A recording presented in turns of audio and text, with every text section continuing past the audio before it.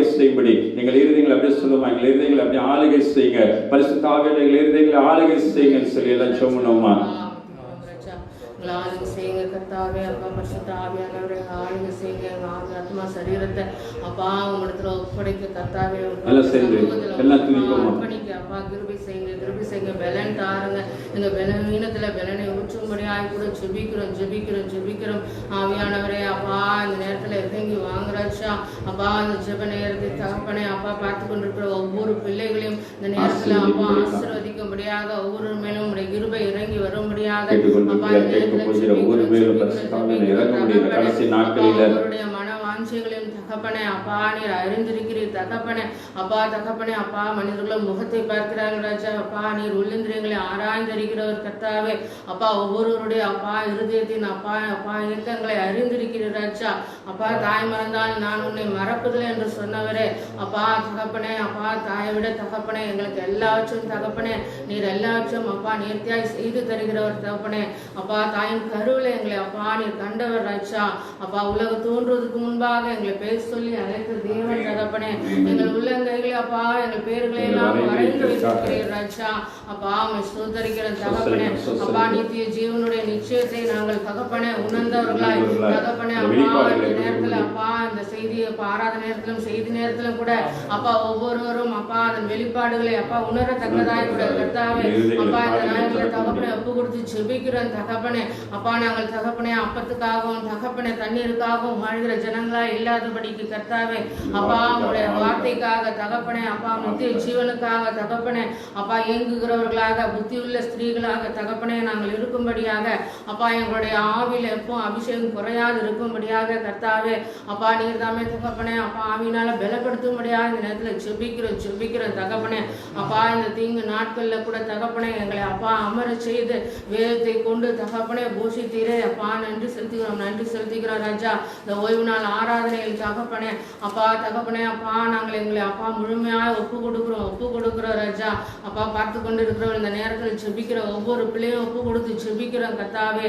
அப்பா அவன் ஸ்தோத்தரிக்கிற ராஜா. அப்பா இந்த ஜெப நேரத்தை தகப்பனே ஆசீர்வாதமாய் ஒவ்வொரு பிள்ளைக்கும் மாற்றி தரும்படியாக கூட ஜெபிக்கிற ராஜா. நீர்தாமே பொறுப்படுத்திக் கொள்ளுங்க, வழி நடத்துங்க. இயேசு கிறிஸ்து நாமத்தில் ஜெபிக்கிறோம். எங்கள் ஜெபங்களை கேட்டு ஜீவனம் நல்ல 291 பாடல் 291. ஆண்டவர் ஆளுகை செய்கின்றார், அனைத்து உயிர்களை பாடுங்கள். ஆண்டவர் ஆளுகை செய்கின்றார், அனைத்து உயிர்களை பாடுங்கள். மகிழ்வுடனே கர்த்தருக்கு ஆராதனை செய்யுங்கள். மகிழ்வுடனே கர்த்தருக்கு ஆராதனை செய்யுங்கள். ஆனந்த சத்தத்தோடு திருமுன் வாருங்கள். ஆமென். ஆனந்த சத்தத்தோடு திருமுன் வாருங்கள். ராஜாதி ராஜா வாழ்க வாழ்க, கர்த்தாதி கர்த்தா வாழ்க வாழ்க, எப்போதும் இருப்பவர் வாழ்க வாழ்க, இனிமேலும் வருபவர் வாழ்க வாழ்க. ராஜாதி ராஜா வாழ்க வாழ்க, கர்த்தாதி கர்த்தா வாழ்க வாழ்க, எப்போதும் இருப்பவர் வாழ்க வாழ்க, இனிமேலும் வருபவர் வாழ்க வாழ்க. கால தொழி முழங்க இப்போது துதியுங்கள். ஆமென்.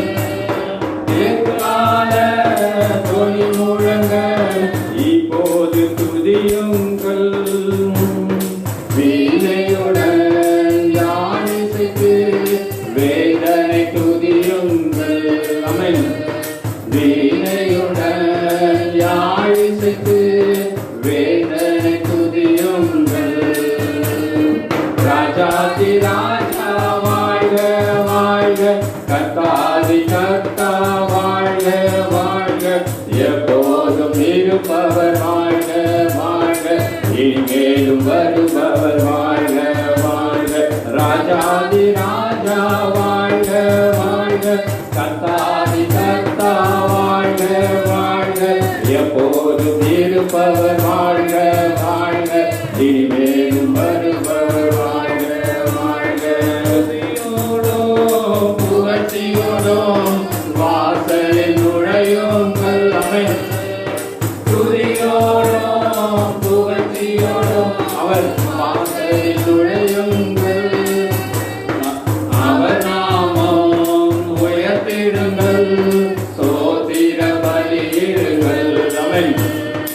அவர் நாமம் உயர்த்திடுங்கள், சோத்திர பலியிடுங்கள். ராஜாதி ராஜா வாழ்க வாழ்க, கர்த்தாதி கர்த்தா வாழ்க வாழ்க, எப்போதும் இருப்பவர் வாழ்க வாழ்க, இனிமேலும் வருபவர் வாழ்க வாழ்க.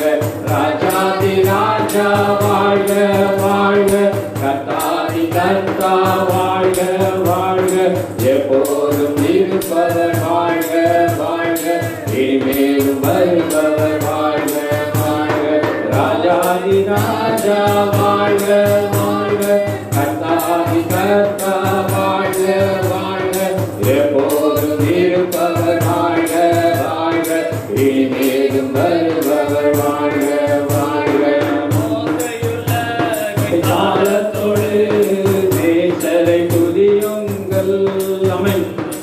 ஓசையுள்ள கைத்தாளத்தோடு நேசரை துதியுங்கள். சுவாசமுள்ள யாவருமே இயேசுவை துதியுங்கள். ஆமென்.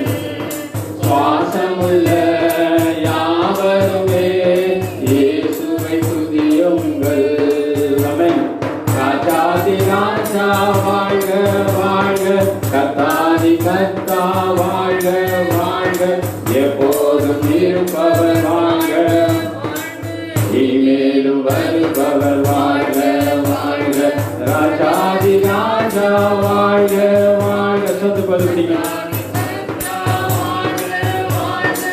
எப்போதும் இருப்பவர் வாழ்க வாழ்க, இனிமேலும் வருபவர் வாழ்க வாழ்க. நல்லவரே கிருபை உள்ளவரே. ஆமென். நம் கர்த்தரோ நல்லவரே, கிருபை உள்ளவரே, நம்பத்தக்கவர் தலைமுறைக்கும் என்றென்றும் நம்பத்தக்கவர். ஆமென். ஹல்லேலூயா. நம்பத்தக்கவர் தலைமுறைக்கும் என்றென்றும் நம்பத்தக்கவர். ராஜாதி ராஜா வாழ்க வாழ்க, கர்த்தாதி கர்த்தா வாழ்க வாழ்க, எப்போதும் இருப்பவர் வாழ்க வாழ்க, இனிமேலும் வருபவர் வாழ்க வாழ்க. ராஜாதி ராஜா வாழ்க வாழ்க, கர்த்தாதி கர்த்தா வாழ்க வாழ்க, எப்போதும் இருப்பவர் வாழ்க வாழ்க, இனிமேலும் வருபவர் வாழ்க வாழ்க. நல்லவரே கிருபை உள்ளவரே. ஆமென். நல்லவரே கிருபை உள்ளவரே, தலைமுறைக்கும் நம்பத்தக்கவர், என்னென்றும் நம்பத்தக்கவர். ஹல்லேலூயா. தலைமுறைகளுக்கும் நம்பத்தக்கவர். நமக்கு மாத்திரமல்ல, நாம் உண்மையானவரிடத்தில் சேரும்போது தலைமுறைகளை கர்த்தர் ஆசீர்வதிக்கிறவர். எல்லா சாபங்களில் இருந்து விடுதலை செய்கிற தேவன்.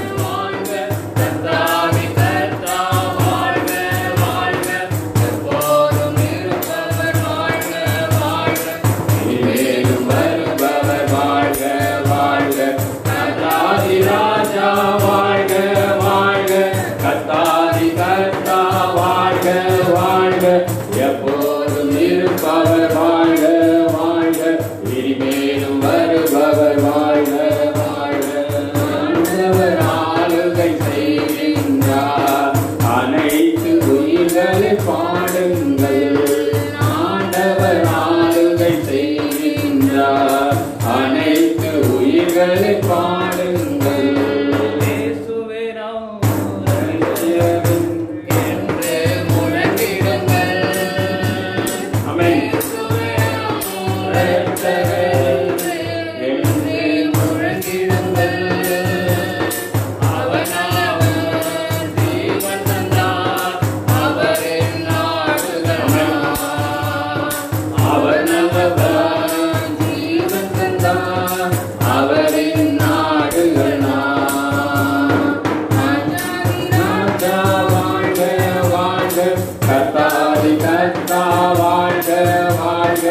எப்போதும் இருப்பவர் வாழ்க வாழ்க ஆழத்திலிருந்து வாழ்க வாழ்க அவருடைய நாம மகிமைப்படுவதாக நாம மகிமைப்படுத்தப்பட எந்த ஸ்தலத்திற்கும் அவர் வந்து நம்மை ஆசீர்வதிக்கிற தேவனாய் இருக்கிறார் என்று சொல்கிறது.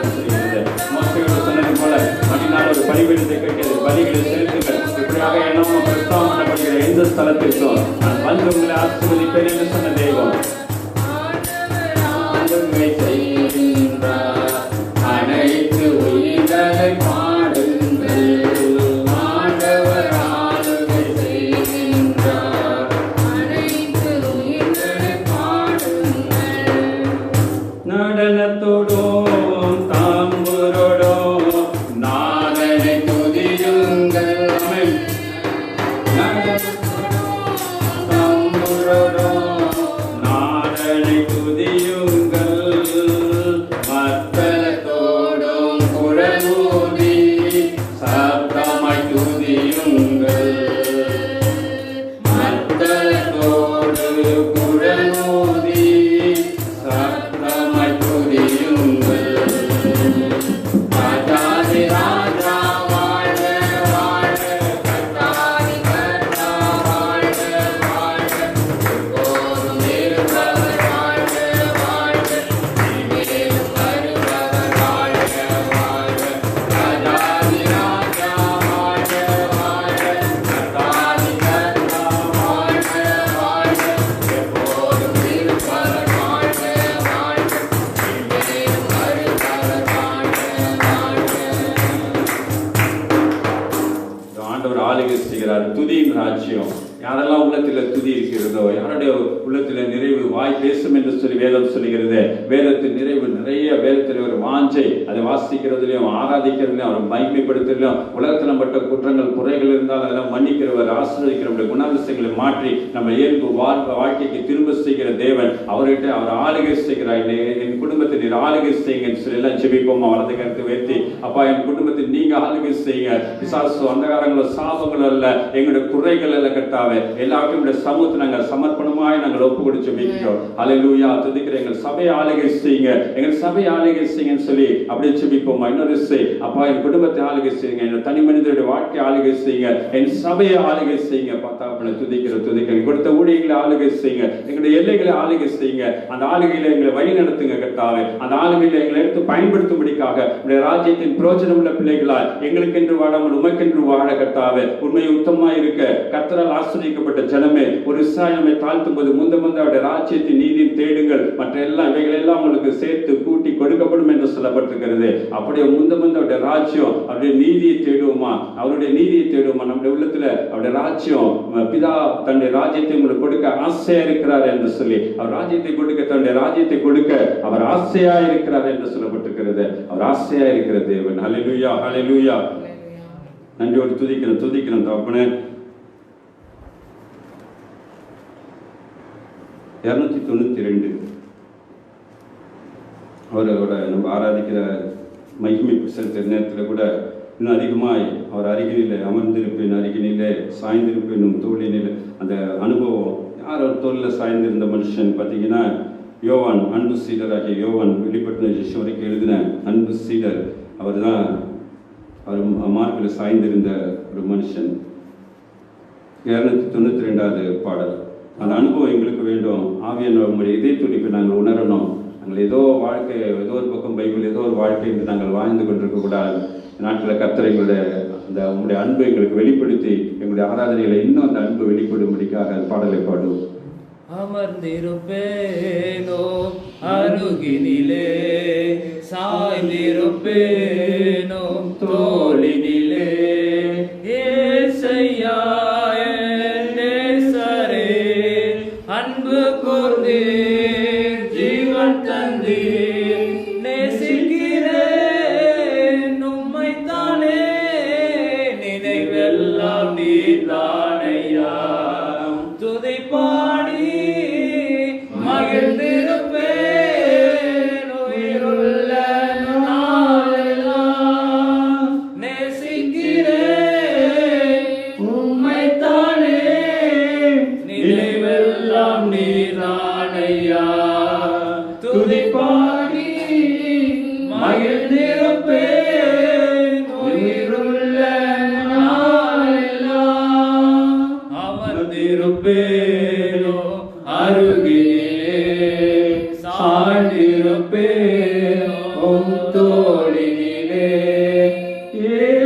ஐயா நேசரே, அன்பு கூர்ந்தே ஜீவன் தந்தே நேசிக்கிறேன் உம்மைத்தானே, உயிரெல்லாம் நீதானையா.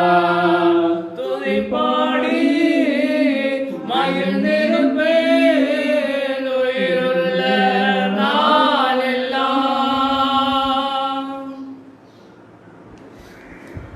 கொஞ்ச கண்ண முடி பாவுடைய மார்பிலே நேசரி மார்பிலே அன்பாய் சாய்ந்த சீலனை போல, அப்போஸ்தலனை போல, யோவானை போல நாங்களும் அப்பாவுடைய நேசத்தை உணரும்படி, உலகத்தின் நேசம் அல்ல, உலகத்தை வெறுத்து உலகத்திலிருந்து வேறு பிரிக்கப்பட்ட பிள்ளைகளாய் உண்மையிலே சார்ந்திருக்கிற அன்பு சீடர்களாய் உலகத்தின் ஐஸ்வர்யமோ மயக்கமோ பொல்லாத கிரிகைகளோ எங்களை பாதிக்காதபடிக்கு அப்பா தப்புன பொருளாசைகளோ பேராசைகளோ அப்பா வன்மமோ வஞ்சகமோ சூழ்ச்சியோ எங்கள் மேலே எழும்பாதபடிக்கு உங்களுடைய அன்பு அந்த இடத்தை நிரப்பும்படிக்காக நான் சொன்னோமா அப்பா தாப்புன. ஆனால் எங்களால் அது கூடாது இருக்கிறது.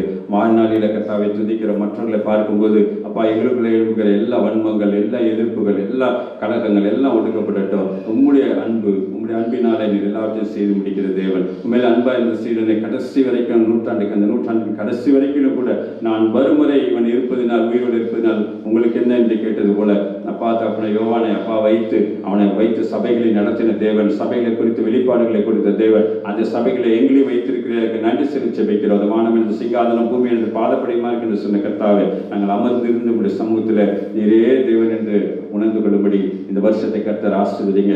உடைய அன்பு எங்களோட அந்த அன்பின் பரிமாற்றம் எங்களுக்குள்ளே உண்டாகும்படி நாங்கள் செபிக்கிறோம். இடது கை மார்பில் வைத்து செபிங்க. அந்த அன்பின் பரிமாற்றம் எங்களுக்குள்ளே இறங்கட்டும். அந்த அன்பின் பரிமாற்றம் எங்களுக்குள்ளே இறங்கட்டும் சொல்லி மாறி வரட்டும். எங்களுடைய இருதயம் நல்ல அன்பு உமக்காக வைராக்கியம் பரட்டுகிற உண்மையில் அன்பாக இருக்கிற வருகை நாட்களில் கூட அப்பா அந்த மணவாட்டி சபைக்குரிய அன்பு, நான் குமாரனால் எனக்கு பயப்படுகிற பயம் எங்கே என்று கேட்கிற தேவன், அப்படியாக எங்களை தாழ்த்தி வெறுமையாக்கி நாங்கள் ஒப்புக் கொடுக்கிறோம். கர்த்தரை எங்களை ஆசீர்வதிப்பீராக. தொடர்ந்து எங்கள் மேல அப்பா நம்முடைய ஆளுகை இறங்கும்படிக்காக நாங்கள் செபிக்கிறோம். அல்லேலூயா. துதிக்கிறோம். ஆராதனை கடைசி நேரத்தில் கூட கர்த்தாவை இன்னொரு நாங்கள் முடிப்பதற்கு முன்பாக இன்னும் ஆழமாய் கர்த்தரை துதிக்க, கர்த்தரை மகிமைப்படுத்த அல்லேலூயா இடத்துல மிகுந்த மன்னிப்பு உண்டு ராஜா. தாப்பனை துதிக்கிறோம். அல்லேலூயா. சங்கீதம் 26வது சங்கீதம் வாசிப்போம். அதுக்கு முன்பாக கண்களை முடிச்சோம் பண்ணுவோம். துதிக்கிறோம். துதியில வாழ்பவரே, துணையாளரே, பரிசுத்த ஆவியானவரே, கண்மலை கோட்டை மாற்றமா இருக்க தெய்வமே, இந்த ஆராதனையில் இணைத்திருக்கிற ஒவ்வொரு இருதயங்களும் கர்த்தர் ஆசீர்வதிக்கும்படி, காலைகளில நல்ல பரிசுத்தத்தினால நிரப்பும்படிக்காக எங்கள் இருதயங்களை பரிசுத்தமாக்குங்க. எங்களை பரிசுத்தமாக்குற நல்ல பிதாவே, கிறிஸ்து நாமத்தினால செபிக்கிறோம். ரத்தத்தினால எங்களை பரிசுத்தமாக்கி எங்களை அழைத்தவர் உண்மை உள்ளவராக இருக்கிறீர. வெளிப்பட்ட விசேஷம் சொல்லுகிற அழைத்தவர் உண்மை உள்ளவர். அப்பா எபிரேயர் புத்தகம் 10ஆம் அதிகாரம் சொல்லுகிறது அழைத்தவர் உண்மை உள்ளவர், அவர் சத்தியம் உள்ளவர், அவர் சத்திய நீதிபரர் என்று வேதம் சொல்லுகிறது. நாங்கள் அறிக்கையிட்டு இந்த ஆராதனை முடியும் நேரத்தில் பரிசுத்த ஆவியானவரை பெற்றுக்கொள்ளும்படிக்காக கர்த்தர்கள் மேலே வல்லமையாக இறங்கும்படிக்காக நாங்கள் செபிக்கிறோம். இயேசு கிறிஸ்துவின் அதிகார நாமத்தினால இந்த ஞாயிற்றுக்கிழமைக்காக நன்றி செலுத்தி தொடர்ந்து மீதமான நேரங்களை நீங்கள் பயன்படுத்தும்படிக்காக நாங்கள் ஒப்புக்கொண்டு செபிக்கிறோம். ஜெபங்கள் எங்கள் ஜீவனுள்ள நல்ல பிதாவே, ஆமென். 26 சங்கீதம் 26.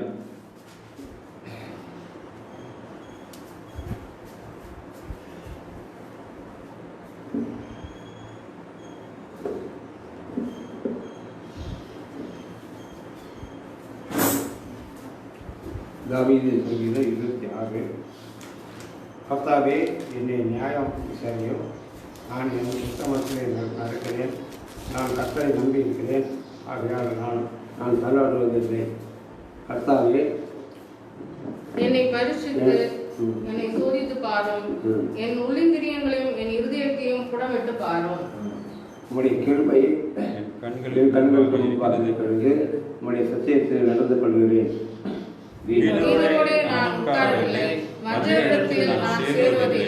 பொல்லாதவர்கள் கூட்டத்தை பகைக்கிறேன். துன்மார்க்கரோடு உட்காரேன். கர்த்தாவே, நான் துதியின் சத்தத்தை தொனிக்க பண்ணி உம்முடைய அதிசயங்களை எல்லாம் விவரிப்பதற்காக நான் குற்றம் இல்லாமலே என் கைகளை கழுவி உம்முடைய பீடத்தை சுற்றி வருகிறேன். கர்த்தாவே, உமது ஆலயமாகிய வாசஸ்தலத்தையும் உமது மகிமை தங்கிய ஸ்தானத்தையும் வாஞ்சிக்கிறேன். என் ஆத்துமாவை பாவிகளோடும் என் ஜீவனை இரத்த பிரியர்களோடும் கூட மாறிக்கொள்ளாதேயும். அவர்கள் கைகளிலே தீவினை இருக்கிறது, அவர்கள் வலது கை பரிதானங்களால் நிறைந்திருக்கிறது. நானோ என் உத்தமத்தில் நடப்பேன். என்னை மீட்டுக் கொண்டு என் மேல் இரக்கமாயிரும். என் கால் செம்மையான இடத்தில் நிற்கிறது, சபைகளிலே நான் கர்த்தரை துதிப்பேன். ஆமென். அல்லேலூயா. கர்த்தருடைய வார்த்தையை படிக்க ஆண்டவரே, இந்த ஓய்வு நாளிலே உண்மை குறித்து ஆராய்ச்சி குறித்து மகிமைப்படுத்தவே நாங்கள் கூடி வந்திருக்கிறோம். சிறு மந்தையாக எங்களே ஆண்டவரே அவருடைய இல்லத்திலே நாங்கள் அமர்ந்து ஜெபிக்கும்படிக்காக கிருபை செய்து அதற்காக உமக்கு நன்றி செலுத்துகிறோம். இந்த நல்ல நாளுக்காக நல்ல நேரத்திற்காக உமக்கு நன்றி செலுத்துகிறோம். ஆண்டவரே, நாங்கள் செய்கிற காரியங்கள் எல்லாம் எங்களுக்கு வாய்க்கும்படிக்காக நீர் கிருபை செய்வீராக. உங்கள் கருத்தை நீட்டி எங்கள் நாவை தொழுவீராக. உண்மை ஆராதிக்கிற உண்மை மகிமைப்படுத்துகிற எல்லா ஸ்தானத்திலும் நான் வந்து உங்களை ஆஸ்வதிப்பேன் என்று சொல்லி எங்களுக்கு வாக்குத்தத்தம் பண்ணினவரே, வாக்கு மாறாதவரே, நேற்றம் இன்றும் என்றும் மாறாதவரே, உங்கள் கிருபைக்காக உங்கள் இரக்கத்திற்காக நாங்கள் மன்றாடுகிறோம். ஆண்டவரே, நாங்கள் செய்கிற ஒவ்வொரு காரியங்களிலும் ஆண்டவரே உண்மை குறித்து உங்களுடைய நாமத்தை குறித்து உமது மகிமைக்காக நாங்கள் செய்கிற எதையும் உமது மகிமைக்காக நாங்கள் செய்ய வேண்டும் என்று எங்களுக்கு கற்றுக் கொடுத்ததே உங்கள் நன்றி செலுத்துகிறோம். உண்மை மகிமைப்படுத்துகிற எல்லா நாளிலும் எல்லா நேரங்களிலும் ஆண்டவரே ஒவ்வொரு காரியத்திலும் ஆண்டவரே செம்மையாக எங்களுக்கு பலன் அளித்து வருகிறீரே, அதற்காக உங்கள் நன்றி செலுத்துகிறோம். ஐயா, ஆண்டவரே எங்கள் பிள்ளைகளுடைய சபைகளிலே அந்த சபை ஆராதனையிலே அப்பா உமது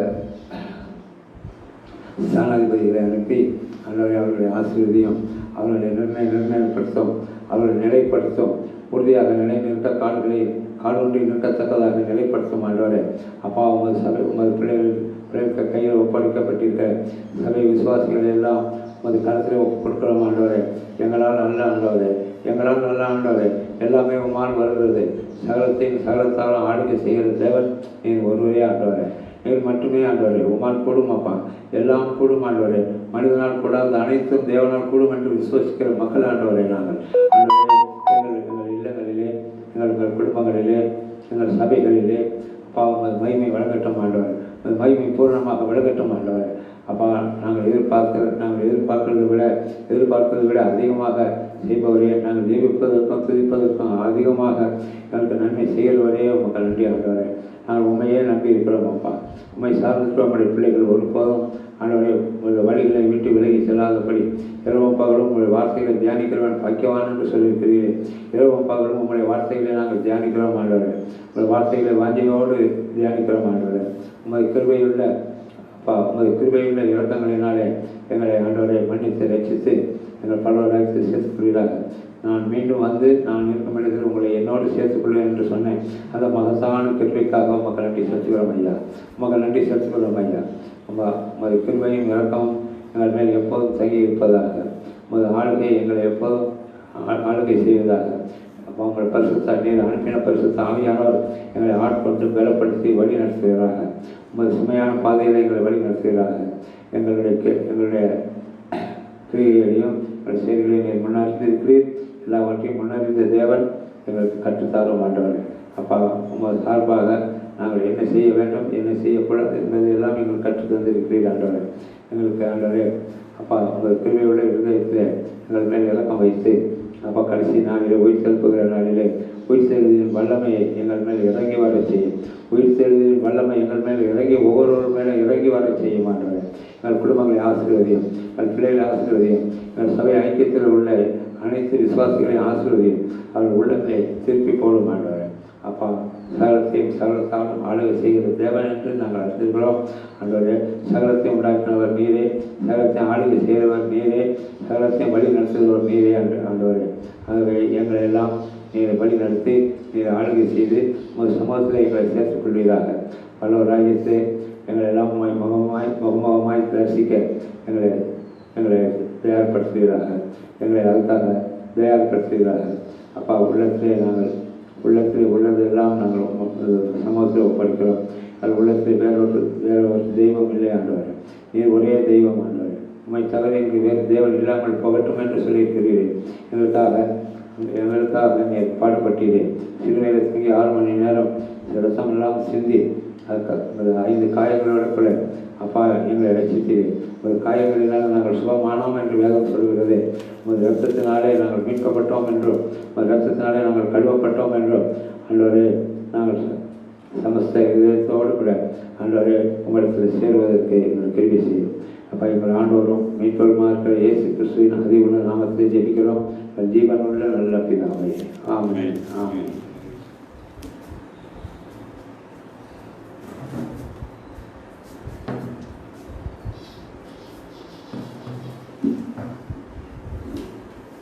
ஹல்லேலூயா, ஹல்லேலூயா. அல்லேலூயா.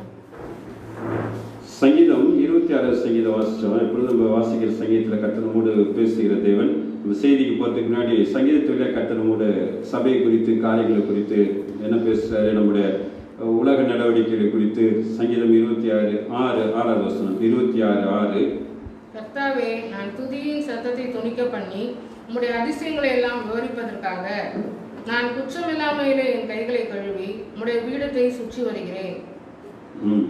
கர்த்தாவே, நான் துதியின் சத்தத்தை துணிக்க பண்ணி உம்முடைய அதிசயங்களை எல்லாம் விவரிப்பதற்காக குற்றமில்லாமையில என் கைகளை கழுவி உம்முடைய பீடத்தை சுற்றி வருகிறேன். நம்ம 6வது நேரத்தில் நம்ம என்ன பண்றோம்னு கேட்டால், பழைய ஏற்பாட்டு நாட்கள் அந்த பீடத்தில் சுற்றி வந்து என்ன பண்ணுவாங்க, பலிகளை செலுத்துறப்போ அந்த ரத்தத்தை தெளிக்கிறதுக்கு என்ன பண்ணுவாங்க, ஆசாரியர்கள் அந்த பலிபீடத்தை சுற்றி வருவாங்க. ஏன்னு கேட்டால், அவங்களே முதல்ல பரிசுத்தம் பண்ணிக்கணும். அந்த பனிமூட்டுகள் எல்லாம், தேவாலயத்தில் இருந்த பனிமூட்டுகள்லாம் தினமும் என்ன பண்ணணும், ரத்தத்தினால முதல்ல அதுங்களை பரிசுத்தப்படுத்தி, அவைகளை பரிசுத்தப்படுத்தி, அப்புறம் ஆசாரியர்கள் தங்களை பரிசுத்தப்படுத்தி வாசல்லாம் ரத்தத்தில் தெளித்து அப்புறம் தான் என்ன பண்ணுவாங்க, பலி செலுத்த முடியும். ஏன்னா தேவன் என்ன, அவரு பரிசுத்தம் உள்ளவர். பூமியும் என்ன இருக்குது, இந்த சபிக்கப்பட்ட பூமியிலே அவருக்கு ஒரு பரிசுத்த ஸ்தலம் இருக்குமானால் அதை என்ன பண்ணணும், ரத்தத்தினால, ரத்தம் சிந்தது இல்லாமல் மீட்பு இல்லை, பாவ மன்னிப்பு இல்லைன்னு வேதம் சொல்லுது. ஏன்னா ஆதியில என்ன பண்ணுச்சு, ஆடு மாடுகள் மிருகச்சீவர்களுடைய ரத்தங்கள் என்ன பண்ணப்பட்டுச்சு, பழைய ஏற்பாட்டில் ஆண்டோடைய வார்த்தைப்படி லேவியராகமத்தில் எடுத்து வாசிச்சிங்கன்னா, யாத்திராகமத்தில் என்ன பலி செலுத்தணும், எப்படி பலி செலுத்தணும், அந்த ரத்தத்தை என்ன பண்ணணும், மாட்டின் ரத்தம், மாட்டு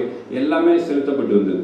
ஆனால் ஒரு நாளில் வந்து கர்த்தர் என்ன பண்ணுறாரு, அவர் தன்னுடைய சொந்த ரத்தத்தையே அவர் என்ன பண்றாரு, சிந்துகிறார். அப்போ ஏன் ஆடு மாடுகள் ரத்தம் சிந்தி திருப்பி ஏன் மனுஷனோட ரத்தம் சிந்தப்படுது அப்படின்னு பார்த்தீங்கன்னா, வெளிப்பட்டின விசேஷத்துல எல்லாம் பார்த்தீங்கன்னா 4வது அதிகாரம் 5வது அதிகாரத்துலாம் ஒரு வசனங்கள் பாருங்களேன். அந்த ஜீவன்கள், வெளிப்பட்டின விசேஷம் 4வது அதிகாரம்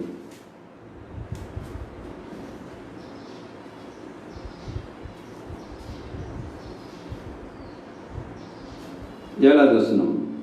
முதலாம் ஜீவன் சிங்கத்திற்கு ஒப்பாகவும், 2ஆம் ஜீவன் காளைக்கு ஒப்பாகவும், 3ஆம் ஜீவன் மனுஷ முகம் போன்ற முகம் உள்ளதாகவும், 4ஆம் ஜீவன் பறக்கிற கழுகுக்கு ஒப்பாகவும் இருந்தன. ஆமென், அல்லேலூயா. முதலாம் ஜீவன் சிங்கத்துக்கு ஒப்பாகவும், 2ஆம் ஜீவன் 4வது அதிகாரம் 7வது வசனம். வெளிப்படுத்தின விசேஷம் 4 அதிகாரம் 7வது வசனம்.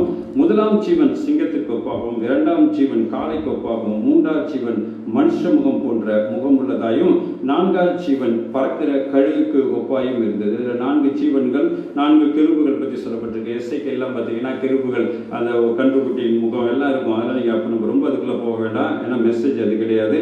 6வது வசனம், 4 அதிகாரம் 6வது வசனம் வசனம். அந்த சிங்காசனத்துக்கு முன்பாக பளிங்குக்கு ஒப்பான கண்ணாடி கடல் இருந்தது. அந்த சிங்காசனத்தின் மத்தியிலும் அந்த சிங்காசனத்தை சுற்றிலும் 4 ஜீவன்கள் இருந்தன. 4 ஜீவன்கள் இருந்தன. அவைகள் முன்புறத்திலும் பின்புறத்திலும் கண்களால் நிறைந்திருந்தன. ஆமென், அல்லேலூயா. அந்த 4 ஜீவன்கள் சொன்னா, அந்த 4 ஜீவன்களை பத்தி என்ன இருக்குன்னு பார்த்தீங்கன்னா, பூமியில அடையாளமா அப்ப பரலோகத்தில் இருக்கிறவைகள், பரலோகத்தில் இருக்கிற சாயல்ல தான் பூமியில என்ன பண்ணியிருக்காரு, ஆண்டவர் என்ன பண்ணியிருக்கிறாரு. முதல்ல சிங்கம் அப்படின்னா, சிங்கம், புலி, கரடி, ஓனாய் எல்லாமே என்ன இருக்குதுன்னா அடித்து கொன்று உண்ணிகள், அதாவது மாம்ச பட்சினிகள். அப்போ அந்த மாம்ச பட்சிகளுக்கெல்லாம் யாரை வந்து ரெப்ரசன்ட் பண்றாரு, யாரை வந்து காமிக்கிறாரு கேட்டால், சிங்கத்தை அடையாளமா கொடுக்கிறாரு. அடித்து கொன்று உண்ணிகளுக்கு அடையாளமா சிங்கம். அடுத்தது காளை என்னது, அடித்து சாப்பிட சாகச பட்சினிவாங்க, அதாவது தாவர உண்ணிகள். அடுத்து அதுக்கெல்லாம் என்ன, ஆடு மாடு மானு குதிரை எல்லாமே எந்த இதில் வரும், கழுதை எல்லாமே என்ன வரும், மாம்ச பட்சினிகள் வரும். அப்போ 2வது படைப்பு. 3வது என்ன வருது, மனுஷ முகம் இல்லையா. 3வது மனுஷ முகம் சாயலை யாரை படைச்சிருக்கிறாரு, நம்மளை படைச்சிருக்கிறார். மனுஷனை தம்முடைய சாயலின்படி ரூபத்தின்படி என்ன பண்ணியிருக்காரு. அப்போ கெருப்பு தான் தேவனானா, அவரை சுற்றி இருக்கிற அந்த பரலோகத்தின் அடையாளங்களை தான் இந்த இடத்துல தேவன் என்ன பண்றாரு, வெளிப்படுத்தின விசேஷத்துல சொல்லப்பட்டிருக்கு. இதெல்லாம் பத்தி நம்ம அதிகமா என்ன பண்றது இல்லை, திங்க் பண்றது இல்லை, படிக்கிறது இல்லை. அப்போ 4வது என்ன படிக்கிறார், மனுஷனுக்கு அடுத்ததாக என்ன படைக்கிறாரு, பறக்கிற கழுகுக்கு ஒப்பாக இருந்தது. அப்போ கழுகு, அப்போ ஆதியாகமத்தில் எடுத்து பார்த்தீங்கன்னா, கழுகு அப்படின்னால பறவைகளுக்கு பதிலாக என்ன இருக்கு, பறவைகளும் மீன்களும், ஆகாயத்து பறவைகளையும் சமுத்திரத்தின் ஏராளமான பெரிய மச்சங்களையும் உண்டாக்கினார்கள். இருக்கும் 2த்தையும் ஒரே நாள். ஏன்னா பறக்கிறவைகள் நீந்துகிறவைகள் 2 காரியம் இருக்கு. ஒன்று என்னது பறக்கிறவைகள், இன்னொன்று நீந்துகிறவைகள். அப்போ ரெண்டு சேர்த்து ஒன்றா வர ஃபின்ஸ் அண்ட் ஃபெதர்ஸ் உள்ளதை ரெண்டு படைக்கிறாரு. ரெக்கைகள் உள்ளதையும் நீந்துகிறதுக்கு துடுப்பு உள்ளதையும் ஒன்றா படைக்கிறாரு இல்லையா? அப்போது முதலாவது நம்ம இதில் பார்த்தீங்கன்னா சுவிசேஷம், முதல் சுவிசேஷம் அது மத்தேயு சுவிசேஷம். அது எதில் எழுதப்பட்டது? எபிரேயத்தில் எழுதப்பட்டது. இயேசு கிறிஸ்து எப்படி சொல்கிறாங்கன்னா யூத ராஜசிங்கமாக அதில் சொல்லப்படுது. அப்போ இயேசு யாராக இருக்கிறாரு? யூத ராஜசிங்கமாக இருக்கிறாரா இல்லையா? அடுத்தது என்னவா இருக்கிறாரு? மார்க்கு, ரெண்டாவது சுவிசேஷம் அது மார்க் எழுதின சுவிசேஷம். மார்க் பெரும்பாலும் வாசிச்சு பார்த்தீங்கன்னா தெரியும். மார்க் என்னன்னா இயேசு கிறிஸ்து உழைக்கிறவர், நடந்தாரு, சோறு விட்டுருந்தாரு, வீடு வீடா போய் ஊழியர் செஞ்சார், எல்லா மலை மேலே ஏறி ஜெபம் பண்ணார் அப்படின்னு உழைக்கிறவராக காளையாக காமிச்சிருக்கிறார். அடுத்த கிருபுக்கு அடையாளமா என்ன வந்துருது? ரெண்டாவது சுவிசேஷம். கிறிஸ்துவ என்ன சொல்லுது? முதல் சுவிசேஷம் யூத ராஜசிங்கம், அதாவது சிங்க அடையாளம். ரெண்டாவது சுவிசேஷம் என்ன சொல்லுது?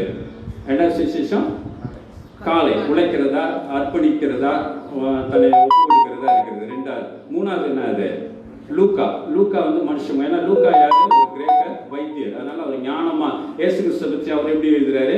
இயேசு ஞானமா எப்படி செயல்பட்டாரு, எப்படி ரட்சித்தாரு சொல்லி எழுதினது யாரு? எந்த அப்போஸ்தலர்? யார் எழுதினது? லூக்கா எழுதுறாரு. என்ன எழுதுறாரு? இயேசு கிறிஸ்து ஞானம் உள்ளவனா. அப்போ கிறிஸ்துவ என்ன பண்றாரு? மனித தலை. அப்போ இதில் மூணாவது என்ன வருது? 7வது அதிகாரம், 4வது அதிகாரம் வெளிப்படுத்தின விசேஷம், 4வது அதிகாரம் 7வது வசனம். 3ஆம் ஜீவன் மனுஷ முகம் போன்ற முகம் உள்ளதாகவும் இருந்தது. அல்லேலூயா. 3வது முகம் என்ன இருக்கு? மனுஷ முகம். அப்போ இயேசு கிறிஸ்து என்ன வந்தாரு? மனுஷகுமாரனாய். போன வாரம் கடந்த 2 வாரமா பார்க்கறோம்ல, என்ன அது? தேவகுமாரன், மனுஷகுமாரன், ஏகோவா யெஷுவா.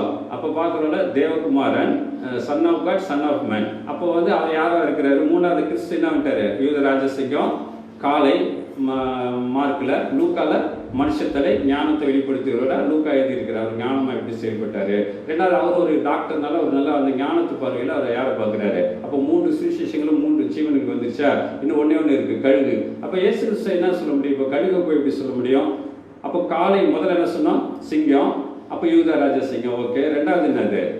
காலை யாருக்கு அடையாளப்படுத்துறாங்க? லேவியராகம் எடுக்க வேண்டாம். 23ல பார்த்தீங்கன்னாக்கா காலை பரிசெலுத்தும் போது யாருக்கு அடையாளமாக பரிசெலுத்தப்படுதுன்னு பார்த்தீங்கன்னா, தலைமை ஆசாரியனா இருந்த யாருக்கு பதிலாக? ஆரோனுக்கு பதிலாக தலைமை ஆசாரியனுக்காக ஒரு காலை அடிக்கப்பட வேண்டும், ஒரு காளை மாடு அடிக்கப்பட வேண்டும் இருக்கு. அப்போ அது யாரை குறிக்கிறது? தலைமை ஆசாரியன்னா பிரதான ஆசாரியன் யாரு? இயேசு கிறிஸ்து. அப்போ இயேசு கிறிஸ்து எங்க அடையாளப்படுத்துது? உழைப்புக்கும்.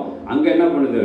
இப்போ பிரதான ஆசாரியனுக்கு அடையாளமாக காலை. அப்போ 2 கிருபையோட அடையாளம் நமக்கு வந்துருச்சு. 3வது என்னது? அது மனுஷ முகமாக இருந்தது. 4வது அதிகாரம் 7வது வசனத்தில் மனுஷ முகமாக இருந்தது. அப்போ தேவகுமாரன் என்ன வந்துட்டாரு? மனுஷகுமாரனை வந்து அடிக்கிறதுக்கு வந்துட்டாரு. அடுத்து அடிக்கப்பட வந்துட்டார். அடிக்கிறதுக்குள்ள அடிக்கப்பட தன்னை ஒப்பு கொடுக்க வந்தார். 4வது என்னது? கழுகு. அப்போ கழுகு யாரு? இதை 3 அழகாக சொல்லிட்டோம். கழுகு யாரு அப்படின்னா, கழுகு எதை குறிக்குது? யோவான் புஸ்தகத்தை குறிக்குது. யோவான் எப்படி எழுதுறாரு? ஆதியிலே வார்த்தை இருந்தது, அந்த வார்த்தை தேவனாக இருந்தது. மற்ற சுவிசேஷங்கள்லாம் அப்படி எழுதப்படலை. எப்படி எழுதிருக்குன்னு கேட்டால், இயேசு கிறிஸ்து வந்து மரியாதை இடத்துல பிறந்தாரு, தூதர் வந்து அவருக்கு வெளிப்பாடு சொன்னாரு, பிறந்தாரு கன்னி வயிற்றில், இதெல்லாம் நமக்கு தெரியும். ஆனால் யோவான் அந்த சுவிசேஷகன் யார்? அன்பு சீடனாகிய யோவான், வெளிப்படுத்தின விசேஷம் எழுதின சீடன். இதை எழுதின சீடன் அங்கே என்ன பண்ணுறாரு? அவர் தான் அந்த யோவான் எழுதுறாரு இல்லையா? அந்த யோவான் தான் வெளிப்படுத்தின விசேஷம் 1 யோவான் 2 யோவான்லாம் எழுதுறாரு. அந்த யோவான் என்ன சொல்றாரு? அவர் என்ன சொல்றாருன்னா, தீர்க்கதரிசியா அவர் என்ன பண்றாரு? தீர்க்க தரிசனமா சொல்லப்படுது. என்ன சொல்ற? ஆதியிலே வார்த்தை இருந்தது அப்படின்னா கழுகு தூரத்தில் உள்ளதை பார்க்குது. மற்றவங்களாம் எருசலேமில் பிறந்தாரு, கணக்கு எடுத்தாங்க, எல்லாம் எழுதி இருக்கு. ஆனால் இவர் மட்டும் என்ன பார்க்குறாரு? ஆதியில வார்த்தை இருந்தது, அந்த வார்த்தை தேவனிடத்தில் இருந்து தேவனாயும் இருந்தது அப்படின்னு சொல்லி என்ன படுத்துறாரு? தீர்க்க தரிசனத்தை வெளிப்படுத்துறாரு. ஆதியில ரொம்ப தூரத்தில் உள்ளவர்களே என் கண்கள் காணும். கழுகு எப்படி பார்க்கும்? நம்மளை போல கிடையாது, சிங்கத்தை போல கிடையாது, மாட்டை போல கிடையாது, மனுஷனை போல கிடையாது. கழுகோட ஸ்பெஷாலிட்டி என்னன்னு கேட்டால், தூரத்தில் உள்ளதெல்லாம் என்ன பண்ணும்? அதோட கண் ரொம்ப தெளிவாக பார்க்கும். அப்போ யாருன்னா கழுகு வந்து தீர்க்க தரிசனத்துக்கு அடையாளமாக இருக்குது. அல்லேலூயா.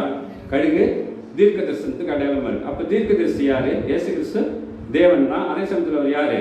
தீர்க்கதரிசியும் அவர் தான். மனுஷகுமாரன் தீர்க்கதரிசி. ஏன்னு கேட்டால் தெளிவாக வேதம் சொல்லுது. வேதத்தில் யார் சொல்றா? மோசே சொல்றாரு, என்னை போல ஒரு தீர்க்கதரிசி உங்கள் மத்தியில் இருந்து எழும்ப பண்ணுவார். அப்போ மனுஷன் உங்கள் மத்தியில் ரட்சிக்க அந்த யூத ஜனங்கள் எடுத்திருந்து யார்? யூத கோத்திரத்தில் யாரை எழும்ப பண்ணுவார்? ஒரு தீர்க்கதரிசியை எழும்ப பண்ணுவார். அப்போ கழுகு வந்துருச்சா? கழுகு இப்போ 4 ஜீவன்களுக்கு அடையாளமா தேவன் எதெல்லாம் நிறைவேற்றிருக்காருன்னு பார்த்தா, ஏன்னா வேதவசனம் தெளிவாக சொல்லிக்கிறதுல எழுதி வச்சுங்க. மத்தேயு எடுக்க வேண்டாம். மத்தேயு 13வது அதிகாரம் 52, பரலோகத்துக்கு அடுத்தவைகளில் போதிக்கப்பட்டு தேறின வேத பாரகன் எவனும் அப்படின்னு சொல்லி வசனம் ஆரம்பிக்கும். அவனுக்கு நல்ல இறுதி பொக்கிஷான இருதயத்திலிருந்து பழையவற்றிலிருந்து புதியவற்றில் எடுத்து கொடுக்கிற வீட்டு எஜமான மனுஷனுக்கு அவன் ஒப்பனையாக இருக்கிறான்னு சொல்லி வேதம் சொல்லுது. அப்போ பரலோகத்துக்கு அடுத்தவைகள். அப்போ எங்கே இருக்குது பரலோகத்துக்கு அடுத்தவை? நம்ம பைபிளில் தானே இருக்குது. அப்போ 4 ஜீவனுடைய காரியங்களும் 4 சுவிசேஷங்களும் இயேசு கிறிஸ்துவில் நிறைவேறிக்கா இல்லையா? நிறைவேறிச்சா? என்னது?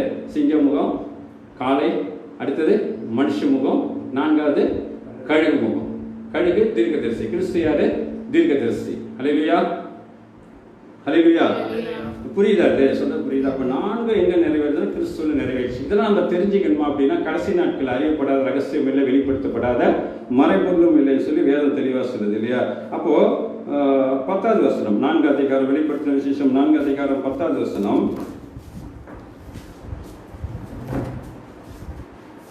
4 அதிகாரம் 10வது வசனம். 24 மூப்பர்களும் சிங்காசனத்தின் மேல் வீற்றிருக்கிறவருக்கு முன்பாக வணக்கமாய் விழுந்து சதா காலங்களிலும் உயிரோடு இருக்கிறவரை தொழுது கொண்டு தங்கள் பீடங்களை சிங்காசனத்திற்கு முன்பாக வைத்து, கர்த்தாவே தேவரீர் மகிமையும் கனத்தையும் வல்லமையும் பெற்றுக்கொள்கிறதற்கு பாத்திரமாய் இருக்கிறேன்.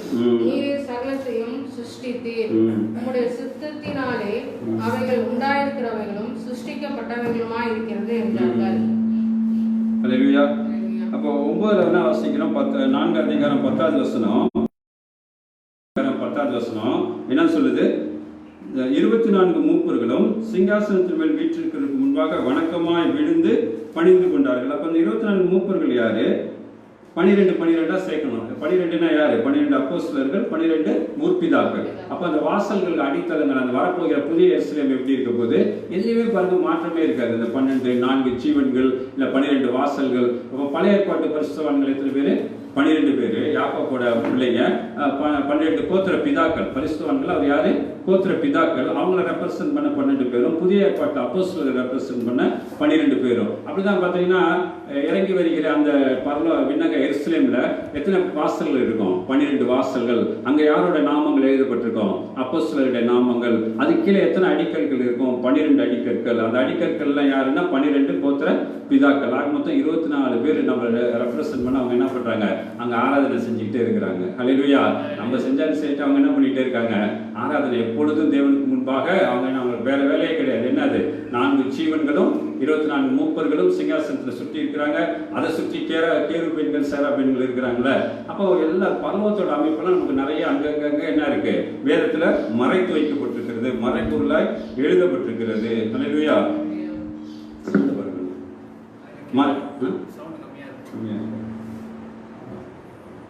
மறைபொருள எழுதப்பட்டிருக்குது. அப்போ அடுத்தது 5வது அதிகாரம்.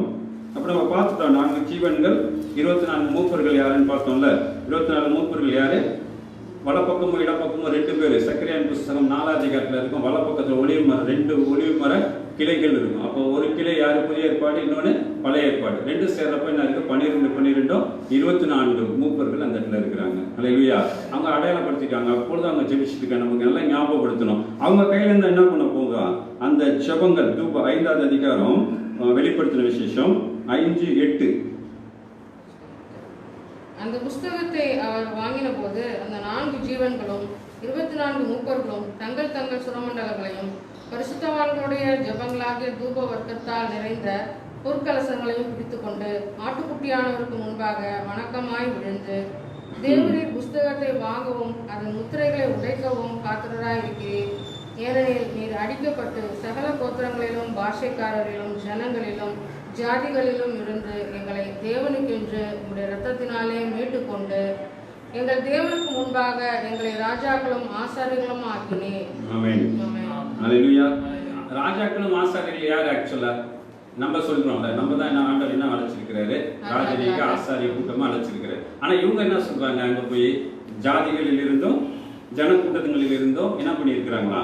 9வது அதிகாரம். தேவ புஸ்தகத்தை வாங்கவும் அது முத்திரைகளை உடைக்கவும் பாத்திரராக இருக்கிறீர். ஏனெனில் நீர் அடிக்கப்பட்டு சகல கோத்திரங்களிலும் பாஷைக்காரும் ஜனங்களிலும் ஜாதிகளிலும் இருந்து எங்களை தேவனுக்கென்று உம்முடைய ரத்தத்தினாலே மீட்டு கொண்டு.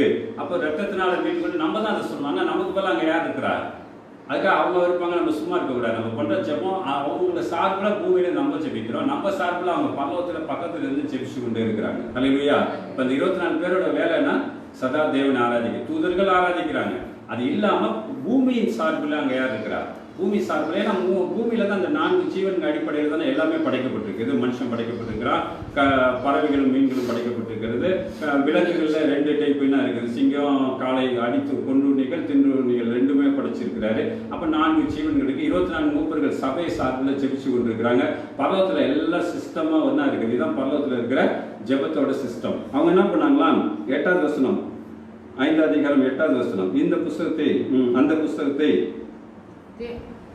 புஸ்தகத்தை அவர் வாங்கின போது அந்த 4 ஜீவன்களும் 24 மூப்பர்களும் தங்கள் தங்கள் சுரமண்டலங்களையும் பரிசுத்தவான்களுடைய ஜெபங்களாகிய தூப வர்க்கத்தால் நிறைந்த பொற்கலசங்களையும் பிடித்து கொண்டு ஆட்டுக்குட்டியானவருக்கு முன்பாக வணக்கமாய் விடுது. அல்லேலூயா. அப்ப நம்ம எவ்வளவு அவங்களே என்ன பண்றாங்க, பக்கத்துல இருக்கனால ரொம்ப பயபக்தியா எப்பொழுதுமே அவங்க ஆவியில அவங்களுக்கு ஒரு விசேஷமான ஒரு காரியம் கொடுக்கப்பட்டிருக்கு. அங்கிருந்து என்ன பண்ணிட்டு இருக்காங்க, தங்கள் அப்போ எல்லாரும் சேர்ந்து கூட்ட ஆராதனை பண்ணல, எல்லாருமே என்ன பண்றாங்க, 24 மூப்பர்களும் தங்கள் சுரமண்டங்களை எடுத்து தங்கள் நாவினால பாடணும். ஆராதனை வெளியில அதுக்கு அடையாளமா தான் சபை ஆண்டவர் கொடுத்திருக்கிறார். எல்லாருமே என்ன பண்ணணும், பாடணும். எல்லாருமே வேதத்தை கேட்கணும். நான் பேசுறேன், நீங்க கேட்கறீங்களா, 2 பேருக்கும் ஒரே காரியம் தான். பேசுறது ஆண்டவர் தான் பேசுறது, கேட்க வைக்கிறதும் பரிசுத்த ஆவியானவர் நமக்கு புரிய வைக்கிறார். அப்போ தங்கள் சுரமண்டலம் நம்ம மைண்ட்ல வாங்கி நம்ம இதயத்துல பொதுவா செய்தி கொடுத்தாங்க, ஆராதனை பண்ணாங்க அப்படி கிடையாது. எல்லாமே ஆராதனையில ஒரு ஐக்கியம் இருக்கு. தங்கள் சுரமண்டலங்களையும் பரிசுத்தவான்களுடைய ஜெபங்களாகிய தூப வர்க்கத்தால். அப்ப நம்ம ஜெபம்லாம் நிறைய தடவை பண்றோம், நிறைய ஜெபங்கள் நமக்கு என்ன இருக்கு, அமைச்சர் பதில் கிடைக்கிறது இல்லை. ஆனா எல்லாத்தையும் அவர் என்ன பண்ணி வச்சிருக்கிறாரு, அங்க அவங்க கையில சாம்பிராணி புகையா சேர்த்து வச்சிருக்கிறார். அல்லேலூயா. என்ன சாம்பிராணியா வச்சிருக்கிறாங்க. அந்த தூப கலசத்துல எடுத்து லேவியராகமம் 23 பாத்தீங்கன்னா கை நிறைய சாம்பிராணி எடுத்து எங்க போடணும், அந்த தூப கலசத்துல உள்ள அக்னியில போட்டு, அந்த தூப கலசத்துல போட்டு அந்த அக்னி எங்கேருந்து எடுத்து போடப்படணும், பலிபீடத்துல நெருப்புல இருந்து எடுத்து அதை போடுறப்போ அந்த வெண்மேகம் என்ன பண்ணுவோம், அந்த இடத்தையே மறைச்சிடும். ஆரோனுக்கு அந்த மகிமையின் மேகம் என்ன பண்ணிடக்கூடாது, ஆரோனை அது பாத்திரக்கூடாது, அந்த அளவுக்கு மறைக்கப்படும். அப்ப நம்மளுடைய சுய சிந்தை ஆராதனை நேரத்துல என்ன பண்ணணும், மறைக்கப்பட்டோம். நம்மளுடைய சொந்த சிந்தனையை விட்டுறணும். எங்க இருக்கணும், முழுக்க ஆவிக்குள்ள ஆனேன்னு சொல்லி யார் சொல்றா, பரிசுத்தவான்கள் நான் ஆவிக்குள்ள ஆனேன். இப்போ ஆவிக்குள்ளாகி ஜெபிக்கிற ஜெபங்களும் வேத வசனங்களும் தான் என்ன ஆகும்னா போய் சேரும், அது கிரியை செய்ய வல்லமை உள்ளதா இருக்கிறது. அல்லேலூயா. அப்ப இதெல்லாம் நம்ம தெரிஞ்சுக்கலாமா வேணாமான்னு கேட்டா இதுக்கு அடையாளமா எல்லாமே எழுதப்பட்டிருக்கு. வெளிப்படுத்தின விசேஷத்துல 4 ஜீவன்களும் 24 மூப்பர்களும் வணக்கமாய் விழுந்து தங்கள் சாம்ராஜ்ய அந்த ஜனங்களுடைய இன்னும் அந்த ஜெபங்கள் பரிசுத்தவான்களுடைய ஜெபங்களாகிய யார் பரிசுத்தவான்கள், ஆட்டுக்குட்டியின் ரத்தத்தினாலே. அப்படி வசனம் அடுத்தது அப்படிதானே வருது 9 அந்த அடிக்கப்பட்டவர் அவருடைய ரத்தத்தினாலே நம்ம என்ன இருக்கோம், நீதிமன்களை மாற்றப்பட்டிருக்கோம். பரிசுத்தவான்களை அவர் நம்மை மன்னிக்கிறவராய், நமக்கு சிக்ஷை கொடுத்தால் நம்மை மன்னிக்கிறவராயும் இருக்கிறார். அல்லேலூயா.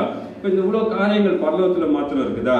அப்போ பூமியில சரி இதெல்லாம் நம்ம தெரிஞ்சுக்கலாமா அப்படின்னு கேட்டா ஆண்டவர் சில காரியங்களை யாருக்கு வெளிப்படுத்தணும்னு பாக்குறாரு கேட்டா ராஜாக்களுக்கு வெளிப்படுத்தணும்னு பாக்குறாரு. யாரு ராஜாக்கள்? இப்ப வாசிச்சோம் இல்ல, என்ன வாசிச்சோம், எங்களை ராஜாக்களும் ஆசாரியர்களும் 24 மூப்பர்கள் சொல்றாங்க. அவங்க சொல்லல, அவங்க யார் சார்பில் சொல்றாங்க, நம்ம சார்பில் அங்க சொல்லிட்டு இருக்கிறாங்க. இல்லையா? அப்ப நம்மளுடைய ஜெபம் எவ்வளவு வேல்யூபிள் இல்லையா? அங்க ரெப்ரசன்ட் பண்ண கூட ஆண்டவர் என்ன பண்ணி வச்சிருக்கிறாரு. எப்படி நம்ம இது அடையாளம் என்னன்னு கேட்டீங்கன்னா, பார்லிமெண்ட் இருக்குல்ல, பார்லிமெண்ட்ல நம்ம ஒவ்வொரு எம்எல்ஏ என்ன பண்றோம், எம்எல்ஏ தேர்ந்தெடுத்து அனுப்புறோம் இல்லையா? அவங்க 200 தொகுதி 230 தொகுதி இருந்தால் 230 பேர் அங்க இருப்பாங்க. அப்ப நம்ம சார்பில் அங்க யார் பேச போறா, அந்த ஆட்கள் தான் பேசுறாங்க. அவங்க என்ன பேசுறாங்க, எங்க ஊருக்கு இது செய்யலையா அப்படின்வாங்க. அவங்க ஊரான்னு கேட்டா எல்லாரும் தான். அதே போலதான் நம்ம பார்லிமெண்ட் மாதிரி இருக்கு. அந்த மெம்பர்ஸ் எத்தனை பேரு, 24 பேர். அல்லேலூயா. 24 மூப்பர்களும். எதுக்கு இதெல்லாம் சொல்றோம்னா, இதை கேட்கிற போது பக்தி விருத்திக்கு ஏதுவான செய்திகளை நம்ம கேட்கணும். அப்போ சதா காலமும் அங்க என்ன நடந்துட்டு இருக்கு. ஆனா நம்ம என்ன பண்ணிட்டு இருக்கோம், பூமியில நமக்காக யாவையும் செய்து முடித்து பரலோகத்துல அந்த 4 கெருபுகள் வேலையை அவர் முடிச்சுட்டு போயிட்டாரா இல்லையா? 4 ஜீவன்கள் அந்த அடையாளம் தானே பூமியில ஜீவராசிகள். அதனாலதான் மிருகங்களை வீணா கொள்ளக்கூடாது, அதை வணங்கணும்னு சொல்றதுக்கெல்லாம் புரஜயத்துக்கு சில காரணங்கள் உண்டு. அதெல்லாம் ஏசாயா புஸ்தகத்துல இருக்கிற காரியங்கள் எஸ்ஐகேல இருக்குது. அந்த 4 ஜீவன்கள் வெளிப்படுத்தின விசேஷத்துல இருக்கு. அதுக்காக அந்த 4 ஜீவன்களை வணங்க சொல்லுவா, அதுங்களை பற்றி இல்ல. அப்ப பரலோகத்தில் உள்ளவைகளை போல உங்களுடைய சித்தம் பரலோகத்தில் செய்யப்படுவது போல பூலோகத்திலும் சேர்த்துக்கு 4 சுவிசேஷங்களை அடையாளமா கொடுத்திருக்கிறார். அப்ப சுவிசேஷம் 4 அவர்களுக்கு மிக முக்கியமான செய்தி என்னன்னு கேட்டா, அந்த 4 ஜீவன்கள், அந்த 4 ஜீவன்களுக்கும் சிங்கம், காளை, மனுஷ முகம், அப்புறம் கழுகு. அப்ப அழகா எல்லாம் 4 வந்துருச்சா? படைப்பிலே பாருங்க, கழுகுகளும் பறவைகளும், கழுகுல வானத்து பறவைகளும் மீன்களும் ஒரே நாள்ல, அதாவது லைட் வெயிட், அதெல்லாம் தனியா பறக்கிறது மிதக்கிறது தனியா உண்டாக்குது. அடுத்தது இருக்க மனுஷ தலையாரு கிறிஸ்து சாட்சியத்தினா வந்துட்டாரு, மனுஷகுமாரனா அந்த தலை ஒரு கெருப்பில் விடுதலை இருந்துச்சு, நான் பின்னா இருக்கு மனுஷ முகம். அப்போ அது மனுஷ தேவன் வந்தார். அடுத்தது அதுக்கு முன்னாடி யாரு? லூக்காங்கிற மத்தேயு காலை உழைக்கிறவராக இயேசு கிறிஸ்துவை பற்றி அந்த சுவிசேஷம் சொல்லுது. அதுக்கு முந்தினது யாரு? அப்போ காலை வந்துருச்சு. காலையில் இன்னொன்று என்ன இருக்கு? ஆரோனுக்கு அடிக்கப்பட்ட காலை. லேவியராகம் 23 எடுத்து வாசிச்சு பாருங்க. ஆரோனுக்காக அவன் குடும்பத்தாருக்காக என்ன அடிக்கப்பட்டுச்சா? ஒரு காலை. அப்போ பிரதான ஆசாரியன் கிறிஸ்துக்கு அடையாளம் என்ன படுது? காலை. அப்போ இந்த 4 பழைய ஏற்பாட்டில் உள்ளது, புதிய ஏற்பாட்டில் உள்ளது, ரெண்டுமே என்னதான் இருக்கு? ஒரே காரியம். இது பரலோகத்தை பற்றி பார்க்குறோம். அப்போ பூமியில அவைகளுக்கு அடையாளமாக தான் பூமியில படைக்கப்பட்டிருக்கு. இதை ரெப்ரசன்ட் பண்ண அங்க என்ன இருக்கு? 4 ஜீவன்கள். 4 ஜீவன் மாத்திரம் இல்ல, 4 ஜீவன்கள் சுற்றிலும் இருந்தன. அது எந்த அளவுக்கு நம்ம பரலோகத்தை பத்தி நம்ம கற்பனை பண்ணவே முடியாது. ஒரு 10க்கு 10 இருந்துச்சா, 100க்கு 100 இருந்துச்சா? ஏன்னா எல்லாமே என்ன இருக்கு? ஆவியில இருக்கு. சில வகை சரீரங்கள்ல இருக்கிறாங்க. அப்போ அந்த 24 மூப்பர்கள் விசேஷமான ஒரு சரீரமோ அல்ல மறுரூபமாக்கப்பட்ட சரீரத்தோட மேலான சரீரம் தான் எங்க போக முடியும்? அங்க போக முடியும். மறுரூபமாக்கப்பட்ட சரீரத்தில் கூட பரலோகத்துக்கு போக முடியாது. ஏன்னா பரலோகத்திலிருந்து இறங்கி வந்த அவரை தவிர, ஒருவரை தவிர, இயேசு கிறிஸ்துவை தவிர யாருமே எங்க போனதில்லை, ஏறி போனதில்லை, போறதும் கிடையாது. பரலோகம் கீழே இறங்கி வருது. அப்ப ஜெபமே ஏசப்பா நல்ல ஜெபத்தை கவனிச்சு பார்த்தீங்கன்னா, அவருடைய ராஜ்யம் வருக, நாங்கெல்லாம் அங்க வரோம். நிறைய பேர் ஜெபம், ஏசப்பா நாங்க பரலோகத்துக்கு வரணும். தப்பா பண்ணாலும் அவருக்கு தெரியும், அவர் மேல பக்தியா இருக்கிறவங்க, உண்மையா இருக்கிறவங்க. அப்ப இன்னும் நம்ம சத்தியத்தை இன்னும் உண்மை அறியணுமே, இன்னும் கிட்டி சேரணுமே. இவ்வளவு சிஸ்டம். 4 ஜீவன்கள் 24 மூப்பர்களை அங்க பரலோகத்துல வச்சிருக்கிறார். அந்த அடிப்படையில் அதில் நம்மளும் ஒரு ஜீவன். அப்ப நம்மளை ரெப்ரசன்ட் பண்ண மாம்சத்துல ரெப்ரசன்ட் பண்ண மனித தலையும் இருக்கு. இந்த பக்கம் 24 மூப்பர்கள், சபையை ரெப்ரசன்ட் பண்ண 24 மூப்பர்கள் இருக்கிறாங்க. அவங்கள என்ன சொல்லிக்கிறாங்க? அதை எப்படி அடையாளப்படுத்தலாம்? நம்மளை அடையாளப்படுத்துறாங்கன்னு சொல்ல முடியும்னா, எங்களை ராஜாக்களும் ஆசாரியர்களுமாய். வெளிப்படுத்த 5 அப்படிதான வருஷம், எங்களை ராஜாக்களும் ஆசாரி. அப்ப யாருக்கு? நமக்கு தான் அதை கொடுத்திருக்கிறார். அப்ப இயேசு கிறிஸ்து 4 நிறைவேற்றிட்டார். 4 சுவிசேஷங்களையும், 4 சுவிசேஷ அடையாளங்களையும், 4 விதமான படைப்புகளையும் அவர் என்ன பண்ணிட்டாரு? எல்லாத்தையும் முடிச்சுட்டார். தாவர கொன்று உண்ணி தின்று தாவர உண்ணி, அடுத்தது மனுஷன், 4வது கழுகு, பறவைகள் மீன். அப்படியே எல்லாமே எனக்கு வேதத்தில் எதுவுமே மாறாது. எவ்வளோ நேர்த்தியாக அருமையாக எழுதப்பட்டிருக்கு. ஆனால் நம்ம புரிஞ்சிக்கிறது சரியாக புரிஞ்சிக்காம அப்படி பைபிளை படிக்கிற போது எல்லாம் தெரிஞ்சுக்கணும், எல்லாம் தெரிஞ்சுக்கணுமா, ஆண்டவர் ஏதாவது வெளிப்பாட்டை கேட்பாரு அப்படின்னு பார்த்தீங்கன்னா, இன்னைக்கு இந்த கடைசி நாளை பற்றி நம்ம கேள்விப்படுறோம். அப்படிதானே? கடைசி நாளை பற்றி அதிகமாக கேள்விப்படுறோம். நடக்குது, கண் கூட என்ன பண்ணுறோம்? பார்க்குறோம். எபிரேயர் 10ஆம் அதிகாரம், இது அப்படியே இருக்கட்டும். இது சில காரியங்களுக்காக சொல்லப்பட்டது. வெளிப்பட்ட விசேஷத்தில் இன்னும் அதை வகுப்பு போல எடுக்கலாம். ஆனால் நம்ம வெளிப்பட்ட எபிரேயர் 10ஆம் அதிகாரம், எபிரேயர் 10 23, 24 வாசிங்க. பக்கம் சொல்ற 307 பக்கம். எபிரேயர் 10:23. அல்லாமலும் நம்முடைய நம்பிக்கையை அறிக்கையிடுகிறதில் அசைவில்லாமல் உறுதியாய் இருக்க கடவோம். வாக்குத்தத்தம் பண்ணினவர் உண்மையுள்ளவராய் இருக்கிறாரே. மேலும் அன்புக்கும் நற்கிரியைகளுக்கும் நாம் ஏவப்படும்படி ஒருவரை ஒருவர் கவனித்து சபை கூடி வருதலை சிலர் விட்டு விடுவது போல நாமும் விட்டு விடாமல். சிலர் விட்டு விடுவது போல பிசாசு பின்னாடி இழுக்கும். சபை கூடுதலை எல்லாத்துக்குரிய கடை பிசாசு என்ன பண்ணிடும்? அந்த வைரக்கியம் வஞ்சகம் அப்படியே பின்னாடி இழுத்து சபை கூடுதலை சிலர் விட்டு விடுகிறது போல நாமும் விட்டு விடாமல் ஒருவருக்கு ஒருவர் புத்தி சொல்ல கடவோம். நாளானது சமீபத்தில் வருகிறதை எவ்வளவாய் பார்க்கிறீர்களோ அவ்வளவாய் புத்தி சொல்ல வேண்டும். நாளாய் கேட்கிறீர்களோ இல்லை, எவ்வளவாய் பார்க்கிறீர்களோ. இப்போ விஷயம் எல்லாம் எங்கே பார்க்குறோம்? டிவியில் ஒரு எம்டி ஜெகன்லாம் நல்லா பேசுறது, நிறைய பேர் பேசுகிறாங்க. எப்படி பேசுகிறாங்க? எல்லா அடையாளங்கள், முத்திரையை பற்றி அடையாளங்கள், எல்லா மிருகத்தை பற்றி அடையாளங்கள் எல்லாமே என்ன பண்ணிடுச்சு? வெளிப்படுத்தின விஷயம். அதை பேசுறதுக்கு நமக்கு இப்போ சப்ஜெக்ட் கிடையாது, நேரமும் கிடையாது. அப்போ அது எவ்வளவாய் பார்க்கிறீர்களோ. எப்போ எழுதி வச்சிருக்கிறார்? 2000 வருஷம் முன்னாடி யார்? பவுல் அப்போஸ்தலன் அழகாக எழுதி வச்சிருக்காரு. நாளானது சமீபித்து வருகிறதை எவ்வளவாயின்னு அர்த்தம். எவ்வளோ கிட்டக்க போகுது. அப்படியே முத்திரை இன்னைக்கு நம்ம கிட்ட வரத்துக்கு என்னதான் இருக்கு? அந்த கொரோனா வச்சு முத்திரை போடுவோம். எல்லாமே கவர்மெண்ட்டுலாம் யாரையும் சொல்லி குறைய கிடையாது. இதெல்லாம் யார் நடத்திட்டு இருக்கா? ஆண்டோட திட்டத்தின்படி அவனுக்கு நாட்கள் கொடுக்கப்பட்டு கொண்டு வருது. அவனுக்கு 7 வருஷம் கொடுக்கப்பட்டு, அவனுக்கு கொஞ்சம் நாள் கொடுக்கப்பட்டது, 1 வாரம் கொடுக்கப்பட்டது. 1 வாரம்னா 7 வருஷம். ஏன்னா எத்தனை வருஷம் மொத்தம்? டோட்டல் எத்தனை வருஷம்னா 70 வருஷம். ஆண்டோடைய ஸ்கீம் எத்தனை வருஷம்? 70 வருஷம். எதுலேருந்து 70 வருஷம்? ஆலயம் கட்ட ஆண்டு தொடங்குச்சு. எந்த ஆலயம்? 2வது ஆலயம் யார் கட்டினா? சிறுபாபேல் காலத்தில் கட்டப்பட்ட ஆலயம். அந்த தானியேல் புஸ்தகத்தில் எழுதப்பட்டிருக்கு. அந்த நாள் தொடங்கி என்ன தொடங்கி அந்த 6 எண்ணிக்கை வச்சு அதுலேருந்து ஒரு 7 வாரமும் அப்புறம் ஒரு 62 வாரங்களும் பின்பு மெஸ்ஸியா சங்கரிக்கப்படுவார் அப்படின்னா 69 வாரத்துக்கு அப்புறம் இயேசு கிறிஸ்து மரிச்சு திரைச்சலை கிழிந்தோன்னே அந்த ஸ்கீம் ஃபுல்லாக என்ன ஆயிடுச்சு, 69 வாரம் முடிச்சு வச்சுட்டார். இதோட 2000 வருஷம் முன்னாடி. இப்போ இந்த 2000 வருஷம் சபைக்காலம்.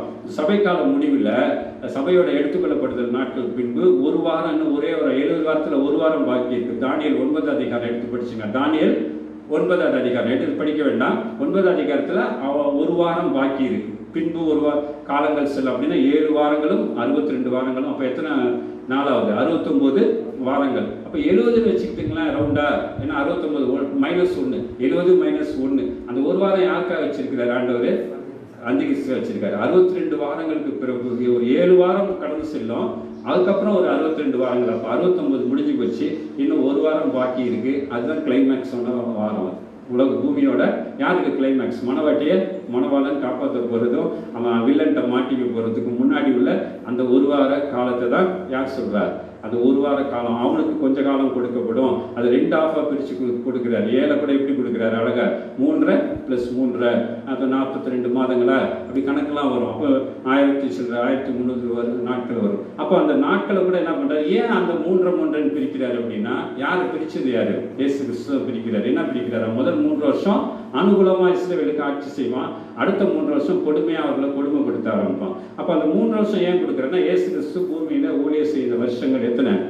3 வருஷம். அப்போ அந்த 3 வருஷம் அப்போ வேதம் எவ்வளோ தெளிவாக இருக்குதாலும் நம்ம தெரிஞ்சுக்கலாமா? அடையாளத்தை கேட்கலாமா? நம்ம அடையாளத்தை கேட்கலாமா? இதெல்லாம் தெரியாம இருக்கலாமான்னு பார்த்தா ஆண்டவர் நம்மகிட்ட ஒரு கேள்வி கேட்பாரு. என்ன கேள்வி கேட்பாரு? ஒரு அடையாளத்தை கேளு. யார்கிட்ட போய் கேட்கிறார் ஆண்டவர்? ஒரு அடையாளத்தை கேளுன்னு ஆண்டவர். மற்றவங்கலாம் அடையாளத்தை கேட்பாங்க. ஆனால் ஒரு மனுஷன்ட்ட மட்டும் யார்கிட்ட? இஸ்ரவேல் ராஜா யார்கிட்ட? ஆகாபுகிட்ட சொல்றாரு. என்ன சொல்றாரு? ஒரு அடையாளத்தை வானத்தில் இருந்தாது பூமியின் ஆழங்களில் இருந்தாவது ஒரு அடையாளத்தை கேளு அப்படிங்கிற. அவன் என்ன சொல்றான்? நான் ஆண்டவரை பரிசிக்க மாட்டேன் அப்படி இல்லை. ஆண்டவர் வேதத்தை ஆராய்ந்து பார்க்கலாம். வேதத்தின் வெளிப்பாடுகளை கேட்கலாம். நாளானது எவ்வளவு சமீபித்து வருகிறதோ அவ்வளவாய் புத்தி சொல்லுங்கள். அவ்வளவாய் வேதத்தை வாசித்து வேதத்தில் இருக்கிறதெல்லாம் உறுதிப்படுத்துங்க. நம்ம சொல்ற செய்திகள் என்ன இருக்குன்னா அந்த வருகையை உறுதிப்படுத்துகிறதா ஜனங்களுடைய விசுவாசம் அதிகமாக உறுதிப்படுத்தப்படுறதையும் நம்ம என்ன பண்ணணும்? 7வது அதிகாரம் ஏசாயா புஸ்தகம் 7வது அதிகாரம் 11வது வசனம். ஏசாயா 7:11.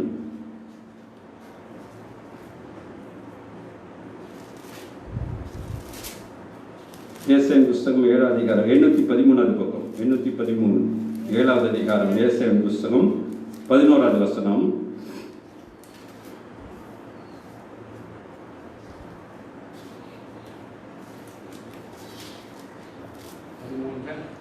ஏழாவது அதிகாரத்துல 11 நீ உன் தேவனாகிய கர்த்தரிடத்தில் ஒரு அடையாளத்தை வேண்டிக்கொள்.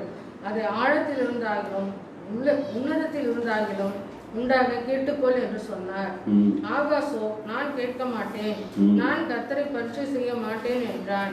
அப்பொழுது ஏசாயா, தாவீதின் வம்சத்தாரே கேளுங்கள், நீங்கள் மனுஷரை விசனப்படுத்துகிறது போதாதென்று என் தேவனை விசனப்படுத்த பார்க்கிறீர்களோ? ஆதலால் ஆண்டவர் தாமே உங்களுக்கு ஒரு அடையாளத்தை கொடுப்பார். இதோ ஒரு கன்னிகை கர்ப்பவதியாகி ஒரு குமாரனை பெறுவாள், அவருக்கு இம்மானுவேல் என்று பெயரிடுவார். ஆமென். ஹல்லேலூயா. முதல் வருகையை குறித்து யார்கிட்ட பேசுறாரு? ஆகாபுல்ல ஆகாஸ் யாரு? தாவீதோட வம்சாவளி. தாவீதோட வம்சாவளினா அவன் இஸ்ரவேல் ராஜாவா யூதாவின் ராஜாவானா? யூதாவின் ராஜா. அவன் ஏன் கேட்டா அந்த யூதா ராஜ்யம் யாரோடதுன்னா கர்த்தருடையது. அந்த ராஜ்யத்தில் இருக்க மனுஷன் ஆளுகைக்காக ஒருத்தனை ஏற்படுத்தியிருக்கான். அவன் பேர் என்ன? ஆகாஸ். அவன் ரொம்ப நல்லவன்லாம் கிடையாது. ஆனால் ஆண்டவர் அந்த திட்டத்துக்குள்ள வச்சிருக்க மாட்டேன். நம்ம கூட அப்படிதான் ரொம்ப நல்லவங்கன்னு கிடையாது. ஆனாலும் ஆண்டவரோட திட்டங்கள் எல்லாம் வருகை வெளிப்படுத்த அவர் என்ன பண்றாரு? கேள்வி கேளுன்னு சொல்றாரு. ஏதாவது என்ன பண்ண ஒரு அடையாளத்தை கேளு. ஆண்டவருடைய வருகைக்கு அடையாளம் என்ன நம்ம நிறைய கேட்கலாம். அப்போ வருகையில நிறைய வெளிப்படுத்தின விஷயத்தை படிக்கிறப்போ, எசேக்கியேல் புத்தகத்தை படிக்கிறப்போ நமக்கு நிறைய குழப்பங்கள் வரலாம்.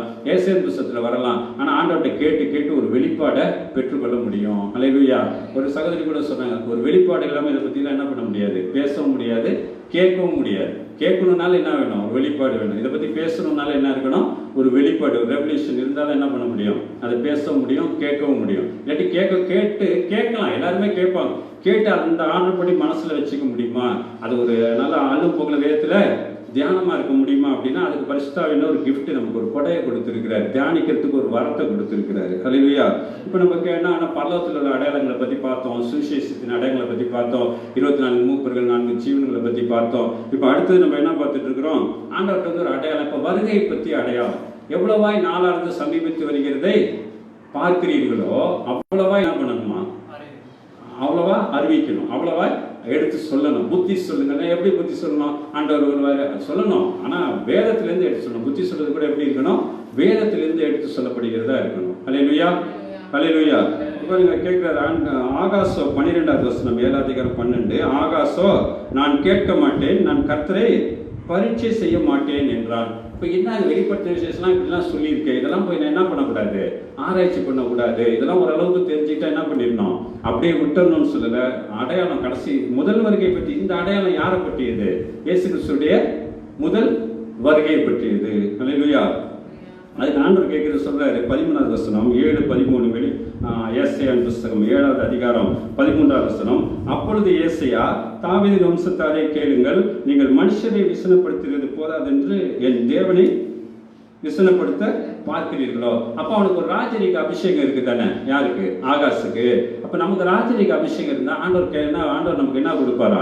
வேதத்தின் ரகசியங்களை அவர் வருகையை குறித்து நம்மோடு பேசுவாராம். ஹல்லேலூயா. வேதத்தை தியானிக்கும் போது கர்த்தர் நம்மோடு இடைப்பட்டு நம்மோடு பேச அவர் வல்லமை உள்ள தேவனாய் இருக்கிறார், வல்லமை உள்ள கர்த்தராய் இருக்கிறார். ஆமென், ஆமென், ஹல்லேலூயா. யாரும் வேடிக்கை பார்க்க வேண்டாம், ஏதாவது பார்க்க வேண்டாம், எல்லாம் நோட் இது எடுத்து பைபிள் எடுத்து வாசிங்க. ஹல்லேலூயா. ஆண்டவர் அதனால 14வது வசனம் 7:14, ஆதலால் ஆண்டவர் தாமே உங்களுக்கு ஒரு அடையாளத்தை கொடுப்பார், இதோ ஒரு கன்னிகை கர்ப்பவதியாகி ஒரு குமாரனை பெறுவாள், அவருக்கு இம்மானுவேல் என்று பெயரிடுவார். அப்போ இம்மானுவேல், அப்போ யார் அவரு? தேவன் நம்மோடு. அப்ப எங்க பார்த்தோம்? வெளிப்படுத்தின விசேஷத்துல பார்த்தோமா? 14-15 வசனங்களை பார்த்தோம். இம்மானுவேல், தேவன் நம்மோடு. எப்பன்னு கேட்டா எல்லா ஆட்டுக்குட்டியின் திருமண இது மணவாட்டி எடுத்துக்கொள்ளப்பட்டு ஆட்டுக்குட்டியின் திருமண விழா முடிஞ்சு புதிய வானம் புதிய பூமியில அவர் நம்மோடு இருப்பார். அப்போ மற்ற ஜாதிங்க யாரும் இருக்க மாட்டாங்க. அழுகையெல்லாம் கண்ணீர்லாம் துடைக்கப்பட்டு புதிய வானம் புதிய பூமியில புதிய ஜனங்களா புதிய ராஜாவோடு இருப்போம். அந்த இம்மானுவேலை தான் இங்க 2வது வருகை எழுதி முதல் வருகை குறித்து இங்க அந்த பேர் அப்பவே அவருக்கு கொடுக்கப்பட்டிருக்கிறது. ஹல்லேலூயா. அப்ப இம்மானுவேலான தேவன் நம்மோடு சொல்லி அர்த்தம். அப்போ ஒரு அடையாளத்தை கேட்கணும், ஆண்டவர்கிட்ட வெளிப்பாடு கேட்கணும். ஏன்னா ராஜா கிட்ட இந்த யார்கிட்ட பேசுறாரு? யாரோட ராஜா? யூத ராஜா கிட்ட பேசுறாரு. யாருக்கு அடையாளம்? அவன் வந்து கிறிஸ்துவுக்கு அடையாளம். அவன் அப்ப நம்ம யாரு? நம்ம ராஜாக்கள். அப்ப ராஜாக்கள் என்ன பண்ணு? காரியங்கள் ஆராய்வது யாருக்கு மேன்மை? காரியத்தை ஆராய்வது மறைப்பது தேவனுக்கு மகிமை, காரியங்கள் ஆராய்வது ராஜாக்களுக்கு மேன்மை. அப்போ காரியம் எங்கெங்கெல்லாம் இருக்கு? பரலோகத்துல எந்த மாதிரி காரியங்கள் இருக்கு? பூமிக்குரிய காரியங்கள் என்ன?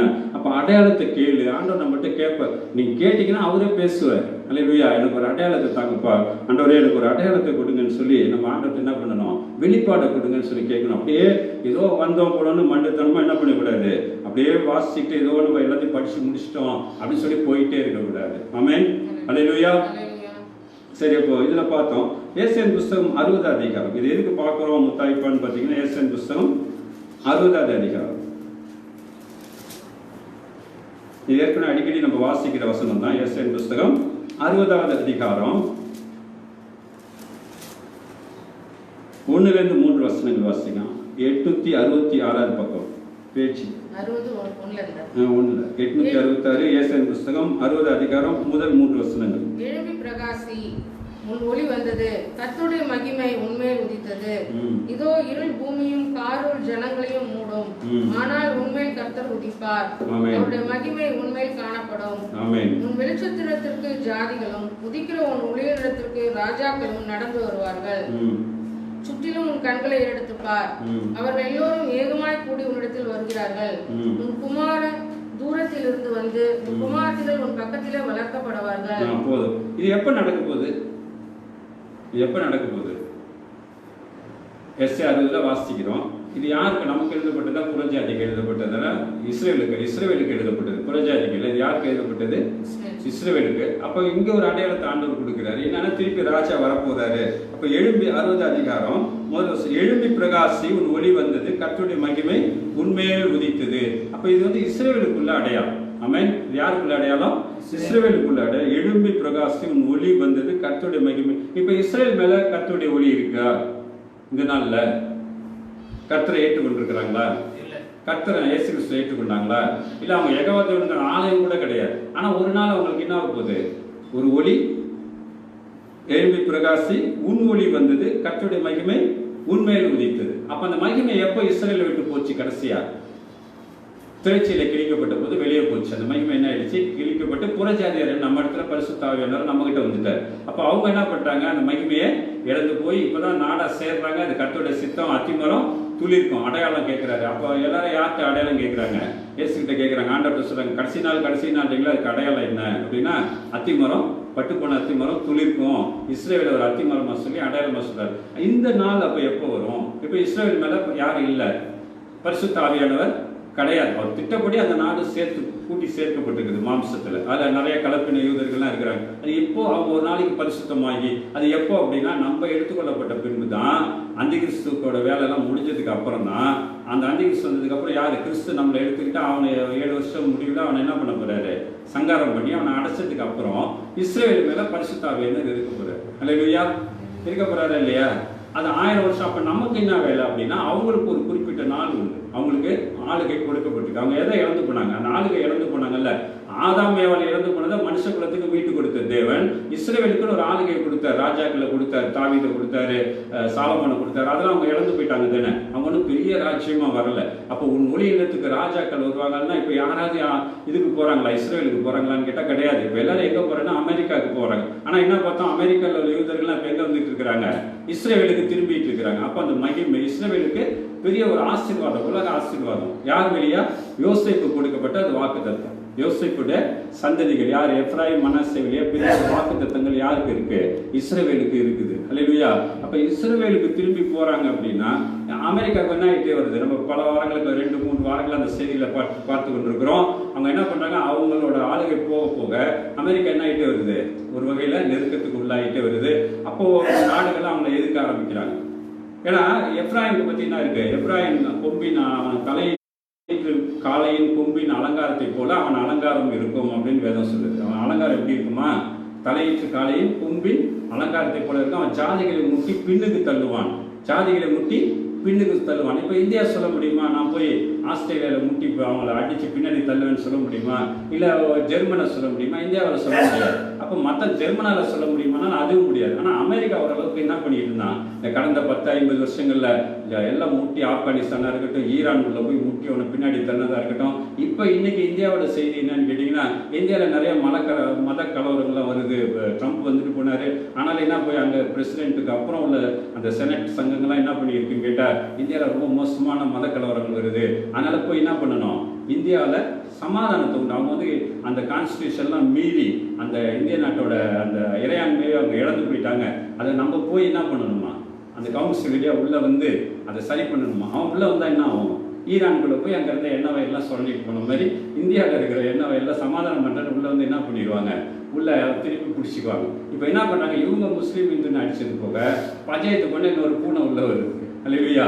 இது எதனால் நடக்குதுன்னா இதெல்லாம் கர்த்தருடைய திட்டம். அப்போ நடக்க போகிறது என்னவோ தெரியாது. இப்போதைக்கு அவங்க கொடுத்துருக்க ஸ்டேட்மெண்ட்லாம் பார்த்தீங்கன்னா, நேற்று இந்தியாவில் வந்து இப்படி நடக்குது, கொடுமையாக எக்கோ அடிக்குது, கொஞ்சம் தள்ளி பின்னாடி தெரியும். அப்போ இந்தியா மேலே இருக்கிற இந்த காரியங்கள்லாம் யார் சரி பண்ணுறாங்கிறா? பின்னாடி தெரியும், நான் பக்கத்தில் வந்து பேசிக்கிறேன்.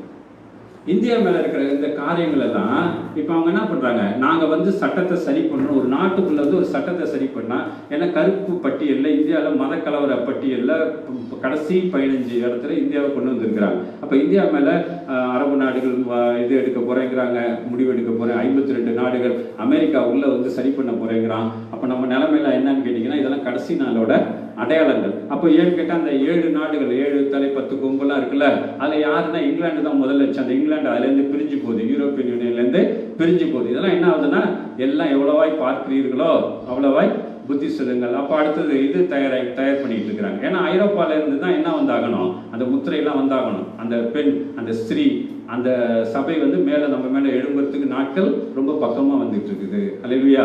அப்போ ரொம்ப பக்கமாக வந்துருச்சு. என்ன வந்துருச்சு? இப்போ அமெரிக்கா உள்ளே வந்தால் என்ன நடக்கும்? ஈரானில் சமாதானம் பண்ணி அவங்க ஒரு ராஜ்யத்தை ஏற்படுத்துறேன்னுவாங்க.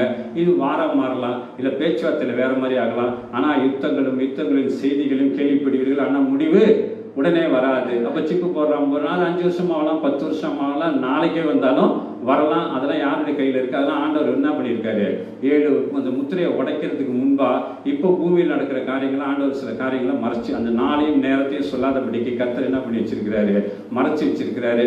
ஆனாலும் இனி அதிகமாக என்ன பண்ணாது, அதிகமாக கேள்விப்பட முடியாது. இப்போ ரொம்ப பார்க்குறோம்ல, தெளிவாக கேள்விப்படுறோம். என்ன பார்க்குறோம், அதை பற்றி பாடல், காட்டுப்புறா சத்தம் இந்த தேசம் நிரம்புதே, கர்த்தர் வர காலமாகுதே, காட்டுப்புறா சத்தம். காட்டுப்புறான்னா ஆண்டோட வருகையை அறிவிக்கிறவங்க தான் காட்டுப்புறா.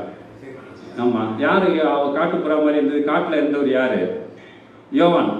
யோவான் வந்து அறிவிச்சார்ல, வனாந்தரத்தில் கேட்கிற சத்தம். வனாந்தரம்னா காட்டில் கேட்கிற சத்தம், காடுகளில் கேட்கிற சத்தம். இப்போ வனாந்தரத்து புறா, காட்டுப்புறா.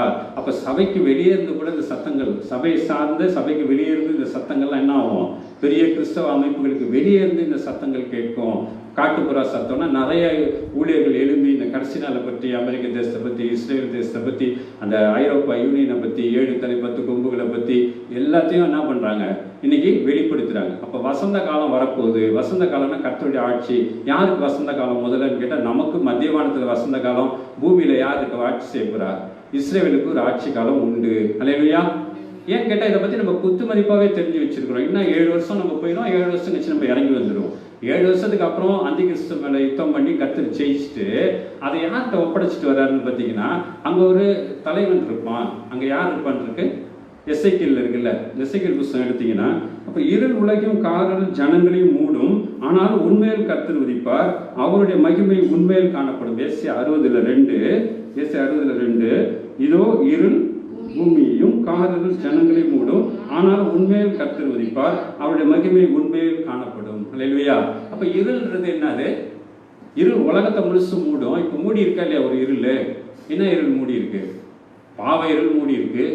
காரில் என்ன இருக்கு? ஜனங்களுக்கு ஆசீர்வாதமே இல்லாதபடிக்கு.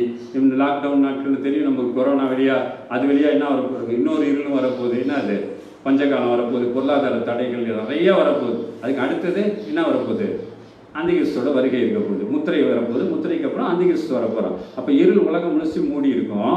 இப்பயும் என்ன பண்ணுறாங்க, இப்போ முதல்ல ரொம்ப அவசரப்படுறது யார் தெரியுமா? முத்திரைக்கு அவசரமாக அனௌன்ஸ் பண்ணுறது, வெளியரங்கமாக பண்ணுறது யாருன்னு கேட்டிங்கன்னா, இஸ்ரேலோட பிரதமர் தான் முதல்ல சொல்கிறார், முத்திரை போட்டே ஆகணும். இந்த இது வந்துருச்சுனாக்க இந்த நோய் வராதபடிக்கு அவங்களுக்கு அடையாளம், அவங்களுக்கு தடுப்பூசி போடப்பட்டிருக்கா, வேக்சினேஷன் போடப்பட்டிருக்கா இல்லையான்னு சொல்லி என்ன பண்ணணும், ஒரு அடையாளத்தை போடணும்னு ரொம்ப அர்ஜென்ட் பண்ணுறது யாருன்னு கேட்டால் வேறு யாரும் கிடையாது, இஸ்ரேலுடைய அதிகாரியாக இருக்கிறவங்க. அப்போது இஸ்ரேல் இப்போ பரிசுத்தமாக இல்லை. ஏன்னா இதை சொல்கிற மாதிரி, எழும்பி பிரகாசி உன் ஒளி வந்தது, கர்த்தருடைய மகிமை உண்மையில் காணப்படும். இப்போ கர்த்தருடைய மகிமை அவங்க மேலே இல்லை, கர்த்தருடைய திட்டம் இருக்குது. கர்த்தருடைய மகிமை இல்லை, கர்த்தருடைய திட்டங்கள் இருக்குது. இப்போ இயேசு கிறிஸ்துக்கு முன்னாடி அவங்க எங்கே போயிருந்தாங்க? பாபிலோனுக்கு அடிமையாக போயிருந்தாங்க. திருப்பி பாபிலோனில் அவங்களெல்லாம் திருப்பி பாபிலோன் வந்து 7 வருஷம் கூட்டி சேர்த்து இப்போ பின்னாடி இயேசு கிறிஸ்து அந்த இடத்துக்கு வர்றாரு. அப்போ கிட்டத்தட்ட 500 வருஷம் 320 வருஷம் ஆண்டவர் என்ன பண்ணல, அவங்களோட பேசவே இல்லை. ஏன்னு கேட்டால் 70 × 7 எவ்வளோ வரும்? 7 49 490 500 வருஷம் கிட்டத்தட்ட வரும். அப்போ பாருங்க, அந்த 70ல் 69, அப்போ 590 ஒரு 7 கழிச்சிட்டுன்னா 493 வருஷம். 7 49 490, அப்போ 83 வருஷம். 483 வருஷம் என்ன கிடையாது. அப்போ தான் யூதா மக்கபே நாட்கள்லாம் இருக்குது. அதனால் என்ன இல்லை, இஸ்ரேல் மேலே மகிமை இல்லை. அவங்களாம் சண்டை போட்டு அவங்களாம் கொஞ்சம் விசுவாசம் இருந்தாலும் அவங்க பார்த்துக்கிட்டாங்க. அப்போ பரிசுத்த ஆவியானவர் எடுக்கப்பட்ட பின்பு பூமியில் என்ன இருக்காது, நம்மளாம் போயிடுவோம். அப்போ இஸ்ரேல் மேலே அந்த அந்த இது இறங்கி வந்து என்ன இருக்கும், அந்த யுத்தத்தில் ஜெயிச்சு கடைசி யுத்தத்தில் அப்போ இஸ்ரேல் மனம் மாறி ஊடுருவ குத்தினை காணும்போது அவங்கள்ட்ட ஆட்சியை ஆண்டவர் கொடுக்குறாரு. நம்ம நினச்சிட்டு நம்ம வந்து உடனே ஆளுகை செய்ய போகிறோம், முதல்ல அவங்க ஆளுகை செய்ய போகிறாங்க. ஏன்னா அவங்களுக்கு ஒரு ஆளுகை கொடுக்கப்படுது. இந்த வசனம் இன்னும் நிறைவேறல. எந்த வசனம் நிறைவேறல? ஏசாயா புத்தகம் 60:1 வசனம் நிறைவேறிடுச்சா? நிறைவேறல. கர்த்தருடைய மகிமை காணப்பட்டுச்சா? இல்லை. இயேசு கிறிஸ்து மனுஷத்தோட அந்த மகிமை எடுக்கப்பட்டுருச்சு. அப்போது நம்ம எடுத்துக்கொள்ளப்படுது. அப்போ நம்ம எடுத்துக்கொள்ளப்பட்டு 7 வருஷத்துக்கு அப்புறம் அந்திகிறிஸ்து முடிச்சுட்டு அவங்கள்ட்ட ஒரு ஆட்சி கொடுக்கப்படுது. அது ஒரு சில 250 வருஷங்கள் 230 வருஷங்கள்னு அது எப்ரேய வசனப்படி கணக்கெலாம் இருக்குது. அது நமக்கு இப்போ முக்கியம் இல்லை. ஏன்னா எப்ரேயம் தெரிஞ்சு தான் ஆகணும்னு கிடையாது. கேலண்டர்லேயும் நமக்கு நிறைய குழப்பங்கள் இருக்குது. அதில் சில அடையாளங்களை மட்டும்தான் பார்த்தோம். என்ன பார்த்தோம்? நவம்பர்னா 9 9 அப்படின்னா அது என்ன இருக்குது? 11வது மாதமாக இருக்குது. அக்டோபர்னா என்ன 8, ஆக்டோனா 8 கிரேக்கில். அப்போ 8வது என்ன இருக்குது, 10வது மாதமா இருக்குது. அப்போ 2 மாதம் எரர் இருக்கா இல்லையா, கேலண்டர்லேயே எரர் இருக்குது. அப்போ நாட்களை என்ன இருக்கிறார், ஆண்டவர் மறைத்து வைத்திருக்கிறார். ஹல்லேலூயா. அதனால என்ன பண்ண, அந்த நாட்களை யாருக்காக மறைச்சு வச்சிருக்கிறார்னா, ஒரு ஹிடன் பீரியட், ஒரு மறைக்கப்பட்ட ஒரு நாட்கள் இருக்கு. இஸ்ரவேலுக்கு ஒரு அறுப்பு காலம் உண்டுன்னு ஒரு வசனம் இருக்கு. அவங்களுக்கு ஒரு அறுவடை உண்டு, அவங்களுக்கு ஒரு ஆசீர்வாதமான வருஷங்கள் உண்டு.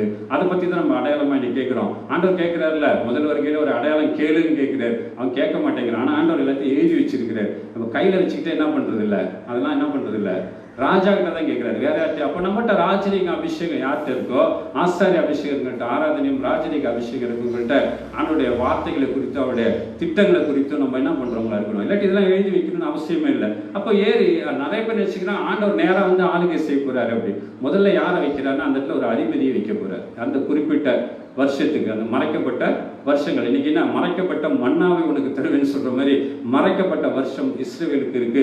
இஸ்ரவேலுக்கோ ஒரு அறுப்பு காலம் உண்டு. அப்ப அந்த அறுப்பு காலம் ஒரு சில வருஷங்கள் ஆட்சி கொடுக்கிறார். அப்ப இயேசு கிறிஸ்து அங்க இருப்பாரா, தாவீதோட வம்சாவளியினர் அங்க இருப்பாங்களா?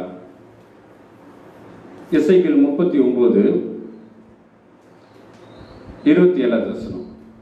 எசேக்கியேல் புஸ்தகம் 1013 எசேக்கியேல் 39, எசேக்கியேல் தீர்க்கதரிசன புஸ்தகம் 39வது அதிகாரம். அது ஃபுல்லாகவே நீங்கள் படிக்கலாம். இன்னுமே படிச்சிங்கன்னா புரியுது. வசனம் கேட்டுட்டு, வானவர் மறைச்சி வைக்கப்பட்ட மன்னா, மறைத்து வைக்கப்பட்ட நாட்கள் 39:27. நான் அவர்களை ஜன சதனங்களிலிருந்து திரும்பி வர பண்ணி, அவர்களுடைய பகைஞரின் தேசங்களிலிருந்து அவர்களை கூட்டிக் கொண்டு வந்து, திரளான ஜாதியினுடைய கண்களுக்கு முன்பாக அவர்களுக்குள் நான் பரிசுத்தர் என்று விளங்கும் போது, தங்களை புறஜாதிகளிடத்தில் சிறைப்பட்டு போக பண்ணின நான் தங்களில் ஒருவரையும் அங்கே அப்புறம் வைக்காமல் தங்களை தங்கள் சுயதேசத்திலே திரும்ப கூட்டிக் கொண்டு வந்தேன் என்பதனால் நான் தங்கள் தேவனாகிய கர்த்தர் என்று அறிந்து கொள்வார்கள். ஆமென். ஹல்லேலூயா. 29 மட்டும் வாசிங்க. 29. நான் இஸ்ரவேல் வம்சத்தார் மேல் என் ஆவியை ஊற்றினபடியினால் என் முகத்தை இனி அவர்களுக்கு மறைக்க மாட்டேன் என்று கர்த்தராகிய ஆண்டவர் சொல்லுகிறார் என்றார். ஆமென். நான் இஸ்ரவேல் வம்சத்தார் மேல் என் ஆவியை ஊற்றியபடினாலே. அதுதான் எந்த வசனம் அடுத்தது எங்க போயிடுது? ஏசாயா 60 என்ன வந்துச்சு? கர்த்தருடைய மகிமை எழுப்பி பிரகாசி உன் ஒளி வந்தது, கர்த்தருடைய மகிமை உண்மையில் காணப்படும். அப்போ ஏசாயால சொல்லப்பட்டது இங்கே திருப்பி என்ன ஆகுது, ரிப்பீட் ஆகுதா? இப்போ ஜோடி இல்லாமல் போவாது தானே. அப்போ இப்போ பரிசுத்த ஆவியானவர் அவங்க மேலே இருக்காங்கன்னா கிடையாது. அவங்க இயேசு கிறிஸ்துவை ஏற்றுக்கல, யெகோவா தேவனை மட்டும் அவங்க ஏற்றுக்கொள்றாங்க. அவங்களுக்கு எருசலேமும் கிடைக்கல, ஆலயமும் கிடைக்கல. ஆனால் ஊடுருவ குத்தியவர் எப்போ பார்ப்பாங்க? 2வது 3 வருஷத்துல அவங்க மனம் மாறி கூப்பிட்றப்ப தான் ஆண்டவர் வரப்போறாரு. அதுக்கப்புறம் அவங்களுக்கு ஒரு ஆட்சி காலம் உண்டு. அந்த நாளில் பரிசுத்த ஆவியானவர் அவங்க மேலே ஊற்றப்படுவார். அப்போ இயேசு கிறிஸ்து வர பரிசுத்த ஆவியானவர் அந்த இடத்துல இறங்குவாரா அப்படின்னு பார்த்தா 29, 39, 29 எசேக்கியேலின் புஸ்தகம் 39வது அதிகாரம் 39வது அதிகாரம் 29வது வசனம். நான் இஸ்ரவேல் வம்சத்தார் மேல் என் ஆவியை ஊற்றினபடியினால் என் முகத்தை இனி அவர்களுக்கு மறைக்க மாட்டேன் என்று கர்த்தராகிய ஆண்டவர் சொல்லுகிறார் என்றார்.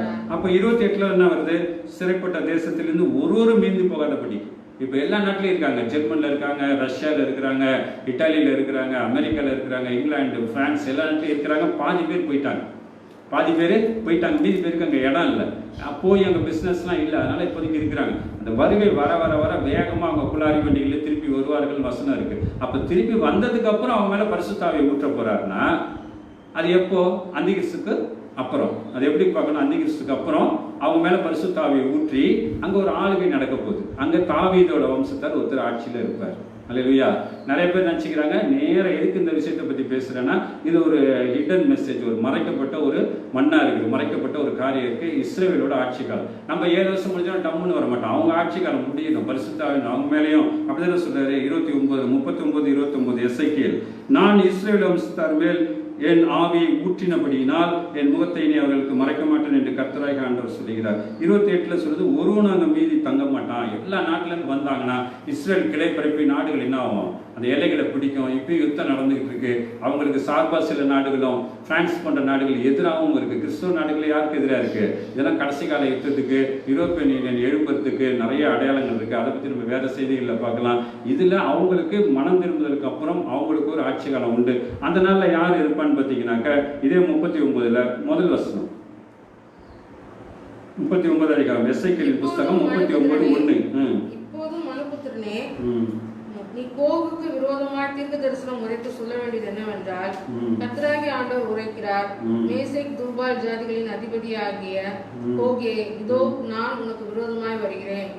நான் உன்னை திருப்பி உன்னை 6 துறடுகளால் இழுத்து உன்னை வடபுறங்களில் இருந்து எழும்பவும் இஸ்ரேல் மலைகளில் வரவும் பண்ணி. போதும்.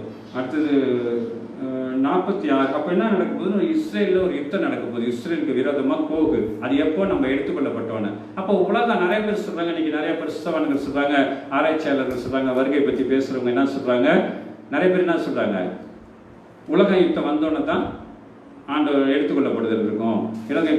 உலக யுத்தம் நிறைய பேர் நினச்சிட்டு இருக்கிறாங்க ஒரு 10 நாளில் நடக்கும், 1 வருஷத்துல நடக்கும். 2வது உலக யுத்தமே எத்தனை வருஷம் நடந்துச்சுன்னு தெரியுமா? 2வது உலக வருஷம் தெரியுமா உங்களுக்கு? 4-5 வருஷம் நடந்துச்சா? 4-5 வருஷம் நடந்துச்சு. முதல் உலக யுத்தம் 4 வருஷம் நடந்துச்சு. இப்போ ஜனத்தொகை எத்தனை பேர்? அதிலே 10 கோடி பேர் கொல்லப்பட்டாங்க. இப்போ 2வது 3வது உலக யுத்தம் எல்லாத்தையும் அணு ஆயுதம் இருக்கு. அதனால ஆரம்பிச்சா ஒரே நாளில் முடிஞ்சு போயிடும். 4 வருஷம் நடக்காது. ஆனால் அந்த 10 கோடி பேருக்கு பதில 100 கோடி பேர், 1000 கோடி, 200 கோடி பேர் கூட என்ன ஆயிடுவாங்க, இறந்து போயிடுவாங்க. அந்த அளவுக்கு பயங்கரமான ஆயுதங்கள் எல்லா நாடுகள்கிட்ட இருக்கு. அன்னைக்கு வெறும் கத்தி, சின்ன சின்ன துப்பாக்கிகள், சின்ன சின்ன ஏரோப்ளைன் தான் இருந்துச்சு. அதிலே கிட்டத்தட்ட 10 கோடி பேர் கொலை செய்யப்பட்டாங்க. இப்போ 3ஆம் யுத்தம் வந்தால் மகா கொடி தான் இருக்கும். அந்த நாளில் என்ன பண்ணோம், எல்லா அணுகுண்டை போட்டால் ஏற்கனவே உஷ்ணம் நம்ம இருக்கவே முடியல, அனல் காற்று. அணுகுண்டெல்லாம் போட்டாங்கன்னா ஐஸ் மலையெல்லாம் உருகிடுச்சுன்னா டெம்பரேச்சர் மாறி பூமியெல்லாம் ஒரு வழி ஆயிரும். அதுக்கு முன்னாடி நம்ம எடுத்துக்கொள்ளப்படுறதில்ல போயிடணும். ஏன்னா முதலாம் உயிர்த்தெழுதலில் பங்கு பெறுகிறவன் பரிசுத்தவானோ பாக்கியவானோ. அப்போ எடுத்துக்கொள்ளப்படுறவனு சேர்த்து தான் ஆண்டவர் சொல்றாரு. ஆனால் அவர்களை நம்ம முந்திக்கொள்ள மாட்டோம். ஆனால் நம்ம முன்னாடி போயிட்டோம்னா இந்த உலகத்துல இருந்த முத்திரையினால மாத்திரம் கிடையாது, உலக சூழ்நிலைகள் அதில் இருக்கிறது ஒன்று தான், இல்லாமல் போகிறது ஒன்று தான். ஏசி இல்லாமல் இருக்க முடியாது. எல்லாம் கழுத்தளவு தண்ணிக்குள்ளே போயிட்டு தான் வரணும். இன்றைக்கே சூழ்நிலை அப்படி தான் இருக்குது. அப்போ யுத்தம் நடந்தால் என்ன ஆகும்? இருக்கிற அணுகுண்டுகள்லாம் அமெரிக்கா இதில் சேட்டலைட்லாம் அணுகுண்டு கொண்டு போய் வச்சிருக்கிறோம். மேலேருந்து விழுவும், கீழேருந்து வரும், சைட்லேருந்து வரும். அதை ஏற்று அடிப்போம். அது எந்த நாட்டு மேலே விழுவும் தெரியாது, எத்தனை குழந்தைங்க அட்டாக் ஆகி பிறப்பாங்கன்னு தெரியாது. அதனால இல்லாமல் இருக்கிறது, நாம நம்முடைய குடும்பமும் எடுத்துக்கொள்ளப்படுறது ரொம்ப நல்லது. தீங்கு ஒருவருக்கு முன்பாக நீதிமான் எடுத்துக்கொள்ளப்படும். அப்போ உலக யுத்தம் நம்ம நினச்சிட்டு இருக்கோம், உலக யுத்தம் முடிஞ்சோன்னே ஆண்டோடைய வருகை இருக்கும், எடுத்துக்கொள்ளப்படுது. அது கிடையாது. உலக யுத்தம் தொடர்ந்து நடக்கும். சில பேர் கணிக்கிறாங்க பல 10-20 வருஷம் கூட நடக்கும் உலக யுத்தம். 10 இப்போ இன்னும் சொல்ல போனால் ஆரம்பிச்சிருச்சு. அமெரிக்காவுக்கும் சைனாவுக்கும் ஆரம்பிச்சு என்ன பண்ணுறது, இவன் கப்பல் அங்கே போகுது, அந்த கப்பல் இங்கே வருது, இந்தியாவும் நாளில் சேர்ந்துக்கிறாங்கிறாங்க, ஆஸ்திரேலியா சேர்ந்துக்கிறாங்க, ஜப்பான் சேர்ந்துக்கிறேன்றாங்க, சைனா மேலே எல்லாரும் அட்டாக் பண்ணுறாங்க. சைனாவுக்கு சொன்னால் ரஷ்யாவும் வல்லரசு நாடு, நாங்கள் 2 பேரும் சேர்ந்து அடித்து எங்கள் கூட கூட்டணியில் வரும், வடகொரியா சேரும். அப்போ பயங்கரமாக இருக்குன்னா இவன் திருப்பி வரான். அப்போ யுத்தங்களின் செய்திகளையும் கேள்விப்படுவீர்கள், முடிவு உடனே வராது. இவைகள்லாம் வேதனைகளுக்கு ஆரம்பம். இதெல்லாம் ஆரம்பம். அப்போ என்ன ஆனா வேதனைக்கு ஆரம்பம்னா, நம்ம வேதனைக்கு முன்பு, தீங்கு வருவதற்கு முன்பு நீதிமன்ற அணுகுண்டு உழுவறதுக்கு முன்னாடி அநேகமாக ஒரு 4 குண்டு 1 குண்டு உழுவறதுக்கு முன்னாடி கர்த்தர் நம்மை என்ன பண்ணுவார், எடுத்துக்குவார். அது வரைக்கும் அவர் கிருபையினால நமக்காக யாவையும் செய்து முடித்தோ, நமக்காக எல்லாம் தடுத்து வச்சிருக்கிறார். அல்லேலூயா. அப்போ நமக்குள்ள ஆசீர்வாதங்கள் பூமியில் தேவ ஜனங்களுக்காக வந்தது. ஏன்னா அப்போ இஸ்ரவேலுக்கும் பாருங்க, இஸ்ரவேல் வந்து அவர் எதிர்த்து கலகம் பண்ணாலும், அவனை துரத்தி அடித்தாலும், அவன்கிட்ட ஆவி இல்லைன்னாலும் அவனோட திட்டங்கள் அவங்க மேலே இருக்கு. அந்த திட்டங்களை அவங்களை பாதுகாத்துட்டு வருது. இந்த சூரியனும் சந்திரனும் இருக்கும் வரை இந்த சந்ததி ஒழிந்து போவதில்லை அப்படின்னு சொல்லி எல்லா நாடுகளும் ஒழித்து வைத்தவர்களை கூட்டி சேர்க்கிற நாள். அது எசேக்கியேல்ல சொன்ன வசனங்கள்லாம் 39, 27, 28 படிங்க. 39 1வது வசனம் படிங்க. அப்போ அந்த யுத்தம் நடக்கும். அது கோப யுத்தமாக போய் முடியும். அது அப்போ நம்ம என்ன பண்ணுவோம், நம்ம மத்தியவானத்தில் தான் இருப்போம். அப்போ அந்த யுத்தங்கள்லாம் இங்கே நடந்துக்கிட்டு தான் இருக்கும். அப்போ முத்திரை போட்டவங்களுக்கும் அழிவு, அதுக்கப்புறம் யுத்தத்தினால் அழிவு, உஷ்ணங்கள் அதிகமாக போயிடும். பூமியில் என்ன ஆயிடும், ரொம்ப வெறுமையும் பாழுமா போயிடும். எல்லாம் இப்பயே பற்றி தானா காடுகள் பற்றி எரியுது, எரி வைக்கப்படுகிறது. ஜனங்கள் அழிக்கப்படுறாங்க, கொள்ளை நோயினால் அழிக்கப்படுறாங்க. அழிக்கிறாங்களா இல்லை, அது எல்லாமே. ஆனால் ஆண்டோட சித்தம் நமக்கு அடையாளம் முத்திரை போடப்படுற வரைக்கும் வந்துருச்சு. ஆனால் இடையில இன்னைக்கு நம்ம என்ன மெசேஜ் பார்க்குறோம், இஸ்ரவேலுக்கு ஒரு அறுப்பு காலம் உண்டு, ஒரு ஆட்சி காலம் உண்டு. அது கிறிஸ்து இருப்பாரா, கிறிஸ்துக்கு பதிலாக அதிபதி இருப்பாரான்னு பார்த்தா எசேக்கியேல் புஸ்தகம் 46வது அதிகாரம் 2வது வசனம். எசேக்கியேல் 46, எசேக்கியேல் புஸ்தகம் 46வது அதிகாரம் 2ஆம் வசனம். அப்பொழுது அதிபதி வெளிவாசல் மண்டபத்தின் வழியாக பிரவேசித்து அப்பொழுது அதிபதி வெளிவாசல் மண்டபத்தின் வழியாய் பிரவேசித்து வாசல் நிலைய நிற்க கடவன். ஆசாரியர்களோ அவனுடைய தகனப்படியும் அவனுடைய சமாதான பலிகளையும் படைக்க கடவர்கள். அவன் வாசற்படியிலே ஆராதனை செய்து பின்பு புறப்படுவானாக. அவன் எங்க இந்த ஆராதனை பண்ணணுமா? அவன் வாசற்படியிலே ஆராதனை செய்து பின்பு புறப்படுவானாக. அந்த வாசல் சாயங்காலம் மட்டும் பூட்டப்படாது இருக்கும். அவனுக்கு ராஜாவுக்குள்ள மகிமை கொடுக்கப்படுது. 2வது இதுல 3வது வசனம், தேசத்து ஜனங்களும் ஓய்வு நாட்களிலும் மாத பிறப்புகளிலும் அந்த வாசலின் நடையிலே கர்த்தருடைய சந்நிதியில் ஆராதனை செய்வார்கள் இருக்கு. அப்போ அந்த எதோட அவர் திரும்பி போயிடுறாரு? வாசலோட ஆராதனை முடிச்சுட்டு. அப்போ கர்த்தர் எங்க இருப்பார்? ஆலயத்துக்குள்ளதானே இருப்பார். 2வது வரைக்கும் எல்லாம் யோசனை பண்ணி பாருங்க. அவர் தனக்கான பலிகள் எல்லாம் அவர் செலுத்தணுமா? பழைய ஏற்பாட்டில் ரைட்டு என்ன பண்ணாரு? அவர் எல்லாம் கொடுக்க வேண்டிய காணிக்கை கூட அவர் கொடுத்து மீன் வாயிலிருந்து எடுத்து கொடுத்தாரு இல்லையா? ஆனால் இந்த இடத்துல என்ன சொல்றது? தேசத்து அதிபதி. அப்போ தேசத்து அதிபதி யாரு? தாவீது வம்சாவளியில வர ஒரு மனுஷனா இருக்கும். அந்த ராஜகோத்திரம் யாருடைய வம்சாவளி இருக்கும்? ஜீனு. யாரெல்லாம் வந்தா? ஆகாசெல்லாம் வராருல்ல, அந்த வம்சாவளியில தாவீது யோசேப்போட வம்சாவளியில வந்த ஒரு ஜீனை கர்த்தர் இப்ப பூமியில வச்சிருக்கிறாரு. அல்லேலூயா, அல்லேலூயா. அவர் எடுத்துக்கொள்ளப்படுறதுல போக மாட்டாரு. அவருக்குள்ள ஸ்கீம்லாம் வேற. அந்த யூதா வம்சம்னா என்ன ஆகும்? திரும்பி எப்படி அதெல்லாம் கண்டுபிடிப்பாங்க அப்படின்னு பார்த்தா ஜீனாலஜின்னு ஒன்று வந்துருச்சு. பேர் என்னது? ஜீனாலஜி. ஜீனை வச்சு இவங்கெல்லாம் எந்த ரேஸ், எந்த மரபுலியாக வந்தவங்க, எந்த நாட்டிலேருந்து வந்தவங்க, கோத்திரங்களோட 12 கோத்திரங்கள் யாரு? யூதா, பெஞ்சமின் எல்லாத்தையும் சேர்த்து என்ன பண்ணிட்டாரு? 12 கோத்திரங்கள் ஜீனை மாதிரி யார்கிட்ட இருக்குன்னா யூதர்கிட்ட இருக்கு. அந்த ஜீனாலஜி டெவலப் பண்ணது, கண்டுபிடிச்சது யாருன்னு கேட்டால் அந்த யூதர்கள் தான். இப்போ ஒரிஜினல் ஜீனை எப்படி கண்டுபிடிக்க போறாங்க? அந்த ஜீனாலஜி வழியா. ஆனால் அதுக்குள்ள ஆண்டவர் அவரே கண்டுபிடிச்சிருக்காரு. ஒரு அதிபதியை கொண்டு வைக்க போறாரு. அவங்க மேல பரிசுத்த ஆவியானவர் இறங்க போறாரு. அப்ப நம்ம போனதுக்கு அப்புறம் பரிசுத்த ஆவிக்கு என்ன வேலைன்னா பாருங்க, பரிசுத்த ஆவி திருப்பி எங்க வராரு? அவங்க மேல வராரு. நமக்கு பெந்தகோஸ்தே நாளையில இறங்குனது திருப்பி இப்போ போனோன்னே திருப்பி இஸ்ரேலில் ஒரு யுத்தம் முடிச்சதுக்கு அப்புறம் ஒரு அதிபதியை கொண்டாந்து வச்சு அந்த தேசத்தை அவர் என்ன பண்ண போறாரு? இங்க அதிபதி தானே இருக்கு, அவன் இருக்கு பாருங்க. கிறிஸ்து அப்படி சொல்ல மாட்டாங்க. ஏன்னா கிறிஸ்து வரப்ப என்ன போறாரு? ராஜாதி ராஜாவா கர்த்தாதி கர்த்தரா வருவாரு. அது எப்பன்னு கேட்டீங்கன்னா புதிய வானம் புதிய பூமியில. அப்ப மறைக்கப்பட்ட அந்த நாட்களை பத்தி தான் நம்ம என்ன பண்ணிட்டு இருக்கோம். மறைக்கப்பட்ட நாட்கள்னால மறைக்கப்பட்ட சத்தியம், மறைக்கப்பட்ட ஆனா பைபிள்ல இருக்கு, முத்திரையிடப்பட்டிருக்கு, பைபிள்ல இருக்கு. அப்போ 12 46 12 10வது வசனம் 46வது அதிகாரம், எசேக்கியேலின் புத்தகம் 46வது அதிகாரம் 10வது வசனம். அவர்கள் உட்பிரவேசிக்கும் போது அதிபதி அவர்கள் நடுவிலே அவர்களோட கூட உட்பிரவேசித்து அவர்கள் புறப்படும் போது அவனும் கூட புறப்படுவானாக. அப்ப சாதாரணமா சொல்லிருக்கல, அவங்கெல்லாம் வரப்ப வந்துட்டு, ஆனா அவருக்கு ஒரு ஸ்பெஷல் கேட் இருக்கு. அதுதான் கிறிஸ்துவோட அடையாளமா இருக்கிற தாவீதோட வம்சாவளியில ஒரு மனுஷன். அந்த ஜீன் இன்னும் உலகத்துல இருக்கு. அதை யாருன்னு சொல்லி ஆண்டவரே அந்த யுத்தம் முடிச்சதுக்கு அப்புறம் ஆண்டவரே அவனை ரைஸ் பண்ணுவார். அல்லேலூயா. அவன் அவங்களோட வந்துட்டு அவங்களோட போயிட்டோம். வரப்ப மட்டும் அவனுக்கு ஒரு ஸ்பெஷல் வழி, ஏன்னா அதிபதி. அப்போ கிறிஸ்துக்கு அடையாளமா இன்னொரு ஆட்சி நடக்க போகுது தானே, புரியுதா? நம்ம நேரம் அடுத்தது கிறிஸ்து வருவான்னு நினைக்கிறோம். கிறிஸ்துவின் ஆவி அவன் மேல இருக்கு. ஏன்னா தாவீது மேல இருந்தது யாரு? யெகோவா நிசி, வெற்றி தருகிற தேவன். அப்போ அங்க ஒரு காரியம் நடக்குதா இல்லையா? அப்போ அங்க ஒரு ஆட்சி இருக்குதுன்னா, அங்க ஒரு அதிபதி இருக்கிறாங்க. அது எப்ப நடக்க போகுது?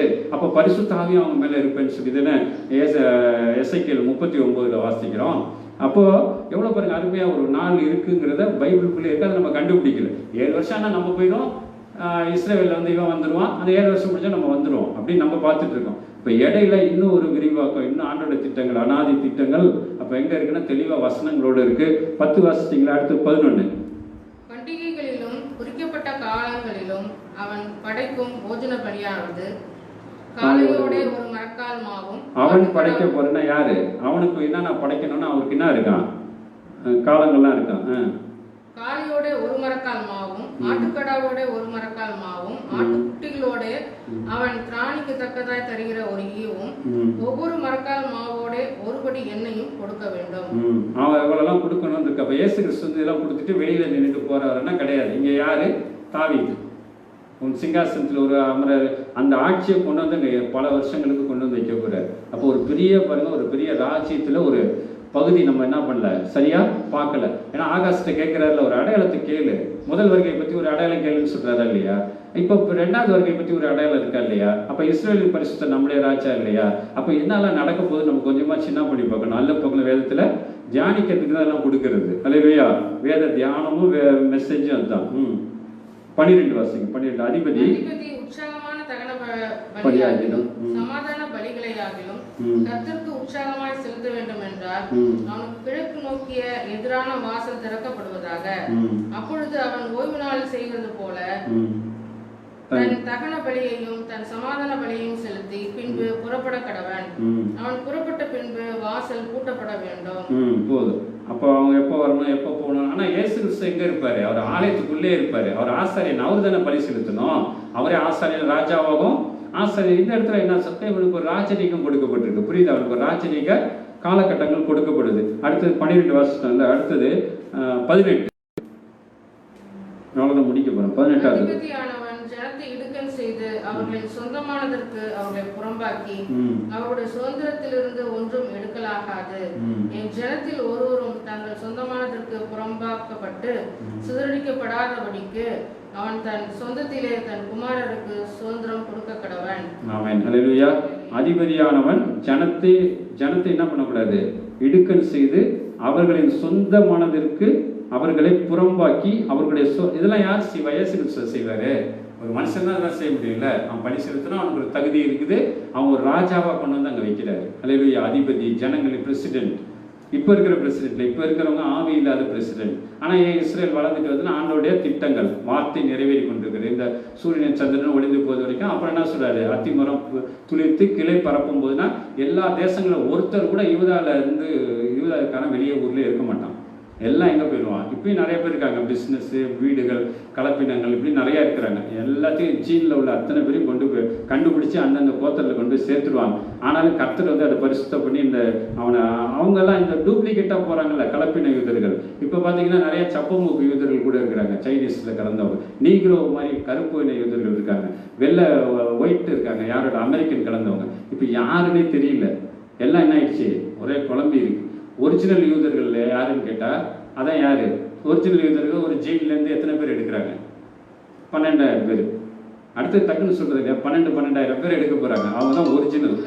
1,00,000 ஒரு கோத்திரத்துக்கு 12,000 பேர் வந்துருச்சு. அப்போ அவங்களெல்லாம் வச்சு அதில் ஒரு யுத்தம் நடந்து அதுக்கப்புறம் சில காரியங்கள் நடந்து பூமியில் ஒரு ஆட்சி நடக்க போது, இஸ்ரேலுடைய ஆட்சி. அப்போ நம்ம இங்கே இருக்க மாட்டோம். அப்போ 7 வருஷம் வந்தாலும் நமக்கு இங்கே வேலை கிடையாது. அங்கேருந்து பூமி ஆளுகை செய்யப்படும். நம்ம ஒரு வேலை அட்மாஸ்பியரில் எந்த வேலையில் நம்ம வச்சுருக்க போகிறாரோ அது தெரியாது. ஆனால் 7 வருஷம் மனவாட்டிக்கு விருந்து உண்டு, ஆட்டுக்குட்டியின் திருமண விழா, அவங்களுக்கு பயிற்சி உண்டு. நம்மளை எப்படி பயன்படுத்த போகிறான்னு தெரியல.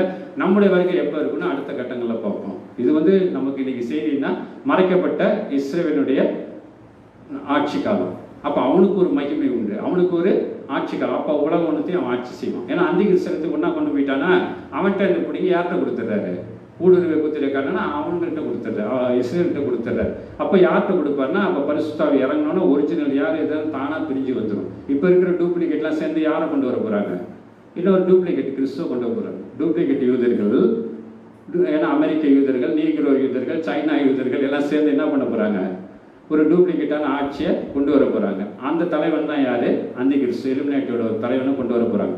வியாபாரிகளோட பெரிய அதிபதி அங்கே வருவான். அதுக்கு இந்திய தேசம் ஆயத்தமாயிட்டு இருக்கு, முத்திரைகள் ஆயத்தமாயிட்டு இருக்குது, அவர் வருகை ஆயத்தமாயிட்டு இருக்கு. பரிசுத்தமுள்ளவன் இன்னும் பரிசுத்தமாகட்டும், பாவம் செய்கிறவன் இன்னும் பாவம் செய்யட்டும். அப்போ இந்த காலத்தில் பாவம் செய்கிறது ஈஸி. நிறைய காரியங்கள் ஈஸியான வழி பாவம் தான். வழியே பாவம் செஞ்சால் தான் வாழ முடியுன்ற நாட்கள் வரும். அப்போ அதே போல் முத்திரை போட்டுக்கிட்டால் தான் வாழ முடியுன்ற நாட்கள் வரும். அப்போ அந்த நாட்கள் என்ன ஆகணும்? நம்ம அதிகமாக அந்த வார்த்தைகளை தியானித்து ஆண்டவர் பூமியில் இஸ்ரவேலுக்கு ஒரு அறுப்பு காலம் உண்டு, இஸ்ரவேலுக்கு ஒரு மறைக்கப்பட்ட நாட்கள் உண்டு இல்லையா? மறைக்கப்பட்ட மண்ணா போல இஸ்ரவேலுக்கு என்ன இருக்கு? இது ஒரு மறைக்கப்பட்ட விஷயம் தானே. நேராக இயேசு கிறிஸ்து வருவார். ஏன்னு கேட்டால் எசேக்கியேல், ஏசாயா எல்லாத்தையும், சக்கரியா வெளிப்படுத்தின விசேஷம் எல்லாத்தையும் படிச்சு நமக்கு என்ன ஆயிடுது? ஒரு மொத்தமாக குழம்பி ஒரு தெளிவு இல்லாமல் 7 வருஷம் போவோம், 7 வருஷம் வரும், இதான் நம்ம மைண்டில் பதிஞ்சிருச்சு. 7 வருஷம் கழிச்சு வந்தால் அப்புறம் இஸ்ரேல் எல்லாம் பரிசுத்தாவி என்ன இருப்பாரு? கர்த்தருடைய மகிமை அவங்க மேலே காணப்படும். எங்கே இருக்குது? அப்போ ஒளியின் இடத்துக்கு ராஜா காலம் எல்லாம் இஸ்ரேலுக்கு தான் போய் ஆகணும். அப்போ இஸ்ரேலில் போனால் இஸ்ரேலில் பலி செலுத்தப்படும். அப்போ எல்லா நாட்டோட பொருளாதாரமும் இஸ்ரேலுக்கு ஏற்கனவே அந்திகிறிஸ்துவில் கொண்டு போகப்படும். அப்போ இஸ்ரேல் எல்லா நாடுகளுக்கு மேலே பெரிய வல்லரசாக இருக்கும், தலைமையான இடத்துல இருக்கும். அப்போ அங்கே ஒரு அதிபதி இருப்பார். அவர் யார்? தாவீதோட வம்சாவளி. சொன்னவர் எவ்வளோ உண்மை உள்ளவராக இருக்கிறார் பாருங்க. அல்லேலூயா. சொன்னவர் உண்மை உள்ளவர். யாருக்கு? அப்போ இதெல்லாம் யோசேப்போட வம்சாவளிலாம் இப்போ எங்கே போயிடுச்சு? இஸ்ரேலுக்கு போயிட்டே இருக்கு. இல்லை கொஞ்ச நாளில் போயிடும். ஆனால் அவங்களெல்லாம் யாரும் ஆட்சியில் சேர்க்க மாட்டாங்க. இப்போதைக்கு டூப்ளிகேட்டுக்கு தான் அதிகமாக இருக்கும். எல்லா நாட்டிலையும் அப்படி தான் இருக்குது. டூப்ளிகேட் தான் பெரிய ஆளாக இருக்கிறாங்க. அப்போ உண்மை உள்ளவர்களுக்கு மறைத்து வைக்கப்பட்டிருக்கார்கள். ஒரு ஜீன், ஒரு வம்சாவளி, ஒரு சாம்பிளுக்கு எத்தனை ஆயிரம் பேர்? அந்த சத்தியம் பேசிட்டு இருக்கப்ப நம்ம தியானத்தில் வெளிப்படுத்தணும். பரிசுத்த ஆவியானவர் என்ன பண்ணோம்? சுரமண்டலத்தில் மேலே தியானத்தில் நான் மறைபொருளை வெளிப்படுத்துவேன் யார் சொல்றார்? சங்கீதக்காரன். அப்போ ஒரு வசனத்தை பேசுறப்போ உண்மையான ஆவியானவர் இருந்தார்னா அது ராஜாதிக்கு அபிஷேகம் பெற்ற மனுஷனுக்கு. அதனால யாரோட பேசுறாரு? ஆகாசுகிட்ட கேட்கிறாரு. யாருக்கு போறவர்கிட்ட கேட்கல. ஆகாசு ரொம்ப நல்லவன் கிடையாது. ஆனாலும் அந்த அதிபதி, அவன் யாரோட அதிபதி? யூதா தேசத்தோட அதிபதி. வரப்போகிற தாவீது அங்க என்னன்னு திட்டுறாரு, தாவீது வம்சாவளி உனக்கு அறிவே இல்லையா? உனக்கு எவ்வளோ பெரிய ராஜ்யங்கள்லாம் திருப்பி வச்சிருக்கிறேன். சாலமன் காலத்தில் கூட ராஜ்யம் ஒன்றும் ரொம்ப பெருசு இல்லை. சாலமனோட பெரிய ராஜாக்கள் பாபிலோன்லாம் இருந்தது பெருசு. அதை விட பெரிய ராஜ்யம் உலகம் ராஜ்யத்தை கர்த்தர் ஏற்படுத்தி அதில் தாவீதோட வம்சாவளியை கொண்டாந்து உட்கார வைக்கப்படுறார். தாவீதுக்கு சொன்னவர் உண்மை உள்ளவர். அப்போ நம்மளையும் அப்போ இஸ்ரவேலுக்கு சொன்னதெல்லாம் உண்மை உள்ளவராக இருந்தனால தானே இன்னைக்கு அந்த ஜனங்களை எங்கே வச்சிருக்கிறாரு? ஆளுகையில் வச்சிருக்காரு. யோசேப்போட வம்சாவளி எங்கே இருக்குன்னு பார்த்தோம். கடந்த நாட்களில் அமெரிக்காவில் இருக்கு. எப்ராயிம், மனாசு. அப்புறம் எப்ராயிம் ஜாதிகளை முட்டி பின்னுக்கு தள்ளுவான். வேற எந்த தேசமும் சொல்ல முடியாது உன்னெல்லாம் முட்டி பின்னுக்கு தள்ளுவான். இங்கிலாந்து கூட சண்டை போட்டு போட்டு பார்த்துக்கிட்டே இருக்கும். ஆனால் அமெரிக்கா மட்டும் என்ன இருக்கு? பெரிய வல்லரசு. காரணம் அவன்கிட்ட யார் இருக்கிறா? எப்ராயிமோட சந்ததி இருக்கிறாங்க. ஆனால் எப்ராயிம் மேல சில என்ன இருக்கு? ஆண்டவருடைய கோபமும் இருக்குது. ஆனாலும் ஆண்டவருடைய திட்டங்கள் அவர் ஒரு நாளும் மாற்றுறதில்லை. சொன்னவர் உண்மை உள்ளவர். இப்போ எவ்வளோ உண்மை உள்ளவர், எவ்வளோ திட்டங்கள். இஸ்ரேலு கூட என்ன ராஜா ராஜான்னாரு, தாவீதை ஏற்படுத்துறாரு, சாலமோனை அதுக்கும் பொசுக்குன்னு போயிடுச்சு அப்படின்னு கிடையாது. அது பல ஒரு நூற்றாண்டுக்குள்ளே எல்லாமே செதஞ்சு போயிடுச்சு. அப்புறம் சின்ன சின்ன ராஜ்யம் ரெண்டா பிரிஞ்சிச்சு. யார் காலத்தில்? ஒரு 50 வருஷம் கூட ஆகல. தாவீது ஒரு 40, சாலமோன் ஒரு 40, 80 வருஷம். முதல் நூற்றாண்டிலே அடுத்தது என்ன ஆயிடுச்சு? பிரிக்கப்பட்டுச்சு. அடுத்தடுத்த நூற்றாண்டுகளில் ரொம்ப மோசமாக போயிடுச்சு. இதுதானே ஆண்டவர். அப்போ ஆதாம் அவனை படைச்சாரு.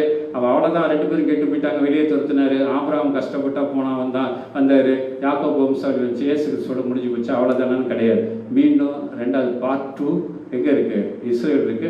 நமக்கும் நிச்சயமா பார்ட் 2 இருக்குது. அல்லேலூயா. 2வது வாழ்க்கை, இன்னொரு வாழ்க்கை, அதுதான் நித்திய ஜீவன். இஸ்ரேலுக்கு அப்போ இப்போ இஸ்ரேல் அப்போ எல்லாமே இயேசு கிறிஸ்துவோட ஒன்றாயிருவாங்க. அப்போ என்ன ஆயிரும்? எல்லாம் கிறிஸ்துக்குள்ள எல்லாம் புதிய வானம் புதிய பூமியாக மாறும். இடையில நல்லா தியானிப்போம். தியானிச்சு கேட்டால் கர்த்தர் இந்த வசனங்களை நமக்கே கொடுப்பாரு. ஆனால் தேடி தேடி கண்டுபிடிகள் ஜோடி இல்லாமல் போகாது. அப்போ அவன் தனக்காக படிக்கிற செலுத்தணும், மற்றவங்க நிலத்தை எடுத்துக்க கூடாது, அதிகாரம் இருக்குன்னு சொன்னாலே என்ன அர்த்தம்? அங்கே யாரும் இல்லை. டைரக்டாக கிறிஸ்து இல்லை, கிறிஸ்துவோட ஆவி அந்த தேசத்து மேலே இருக்குது. அந்த தேசம் ஒரு நாளைக்கு பெரிய உலகத்தை ஆளுகை செய்யும், செழிப்பாக வளரும். இதெல்லாம் நம்ம யார்? அப்போ இஸ்ரேலுக்காக வேண்டிக் கொள்கிறவர்கள் சுகித்திருப்பார்கள் எருசலேமுக்காக. அப்போ எருசலேம் தான் மைய நகரமாக இருக்கும், உலகத்தோட பொது தலைநகரமாக இருக்கும். அதுக்கு முன்னாடி வர வேண்டிய ஆளுக்கு அவனுக்கு கொஞ்ச காலம் கொடுக்கப்படும். அது 7 வருஷங்கள். இல்லையா? அப்போ கிட்டத்தட்ட அந்த 200 வருஷங்கள் இருக்கு. கேலண்டரே நமக்கு மறைக்கப்பட்டிருக்குது. ஏன்னா இஸ்ரேல் அவர் எந்த கேலண்டரில் வரப்போறாரு? ஒரு காரியத்தை மட்டும் சொல்லி முடிச்சதேன். தமக்கு சொந்தமானதிலே வந்தார். எங்க இருக்கு? யோவான் முதல் அதிகாரம். யோவான் எழுதின சுவிசேஷம் முதல் அதிகாரத்தில் இருக்கு. தமக்கு சொந்தமானதிலே வந்தார். அப்போ அவர் எதுல வந்தார்? தெலுங்கு வருஷத்துல வந்தாரு, தமிழ் வருஷத்துல வந்தாருன்னா எபிரேய கேலண்டர் படி.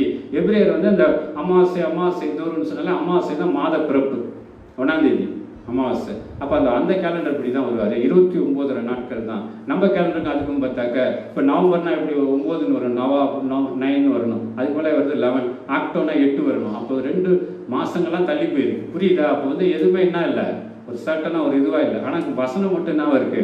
மாறாதான் இருக்கிறது. நம்ம இயேசு மாறாத இருக்கிறது போல. ஏன்னா மாதப்பிறப்புகளை குறிக்க சந்திரனை தானே அவர் சொல்றாரு. அப்போ அவர் மாறுவாரா? அவர் நேற்று வென்றும் மாறா தேவன். அப்போ இஸ்ரவேலுக்கு எவ்வளோ கொடுமையாக நடந்தாலும், எவ்வளோ விலகி போனாலும், அவனை எவ்வளோ தண்டிச்சாலும் மீண்டும் கூட்டி சேர்க்கிற அவருடைய கிருபை கிழக்குக்கு மேற்கும் எவ்வளோ தூரமாய் அவ்வளவாய் பாவம் மன்னிப்பும், பூமிக்கு வானம் எவ்வளோ உயரமோ அவ்வளவாய் அவருடைய கிருபைகளும் இருக்கிறது. அப்போ கிருபையும் பாவ மன்னிப்பும் சிலுவை அடையாளமே நமக்கு இருக்கிறது. அல்லேலூயா. கண்ணை மூடி ஜெபிப்போம்.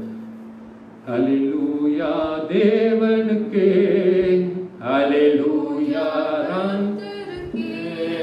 அல்லேலூயா பரிசுத்தருக்கு, அல்லேலூயா ராஜனுக்கு, அல்லேலூயா தேவனுக்கு, அல்லேலூயா கர்த்தருக்கு, அல்லேலூயா பரிசுத்தருக்கு, அல்லேலூயா ராஜனுக்கு.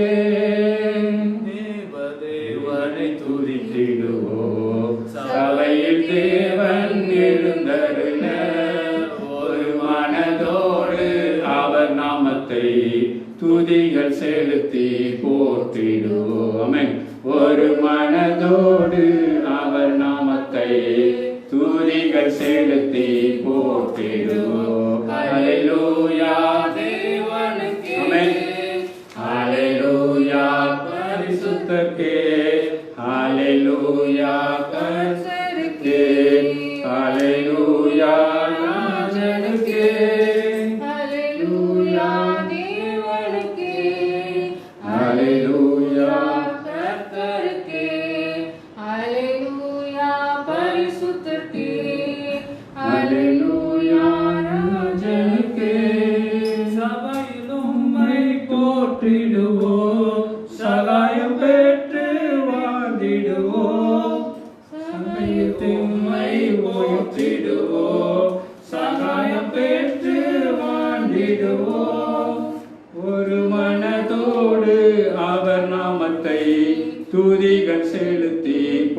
போற்றிடுவோம். ஒரு மனதோடு அவர் நாமத்தை துதிகள் செலுத்தி போற்றிடுவோம். அல்லேலூயா தேவனுக்கே, அல்லேலூயா, கர்த்தருக்கே, அல்லேலூயா, பரிசுத்தருக்கே, அல்லேலூயா, ராஜனுக்கே, அல்லேலூயா.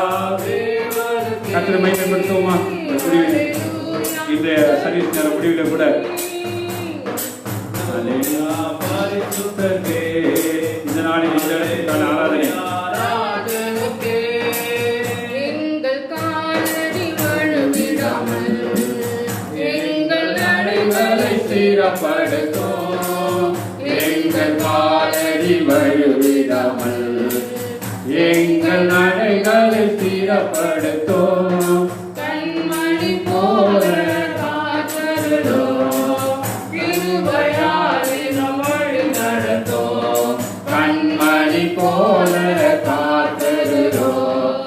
கிருபையாலே நம் வழி நடத்தும். அல்லேலூயா, தேவனுக்கே, அல்லேலூயா, பரிசுத்தருக்கே, அல்லேலூயா, பரிசுத்தருக்கே, அல்லேலூயா, ராஜனுக்கே, அல்லேலூயா, தேவனுக்கே, அல்லேலூயா, கர்த்தருக்கே, அல்லேலூயா, பரிசுத்தருக்கே, அல்லேலூயா. வானத்தில் அடையாளம் தோன்றிடவே இயேசு மேகத்தில் வந்திடுவார். வானத்தில் அடையாளம் தோன்றிடவே இயேசு மேகத்தில் வந்திடுவார். நாமும் அவருடன் சேர்ந்திடவே நம்மையாயத்தமாக்கிக் கொள்வோம். நாமும் அவருடன் சேர்ந்திடவே நம்மை ஆயத்தமாக்கிடுவோம். அல்லேலூயா, தேவனுக்கே, அல்லேலூயா, கர்த்தருக்கே, அல்லேலூயா, பரிசுத்தருக்கே, அல்லேலூயா, ராஜனுக்கே, அல்லேலூயா, தேவனுக்கே, அல்லேலூயா, கர்த்தருக்கே, அல்லேலூயா, பரிசுத்தருக்கே, அல்லேலூயா, ராஜனுக்கே,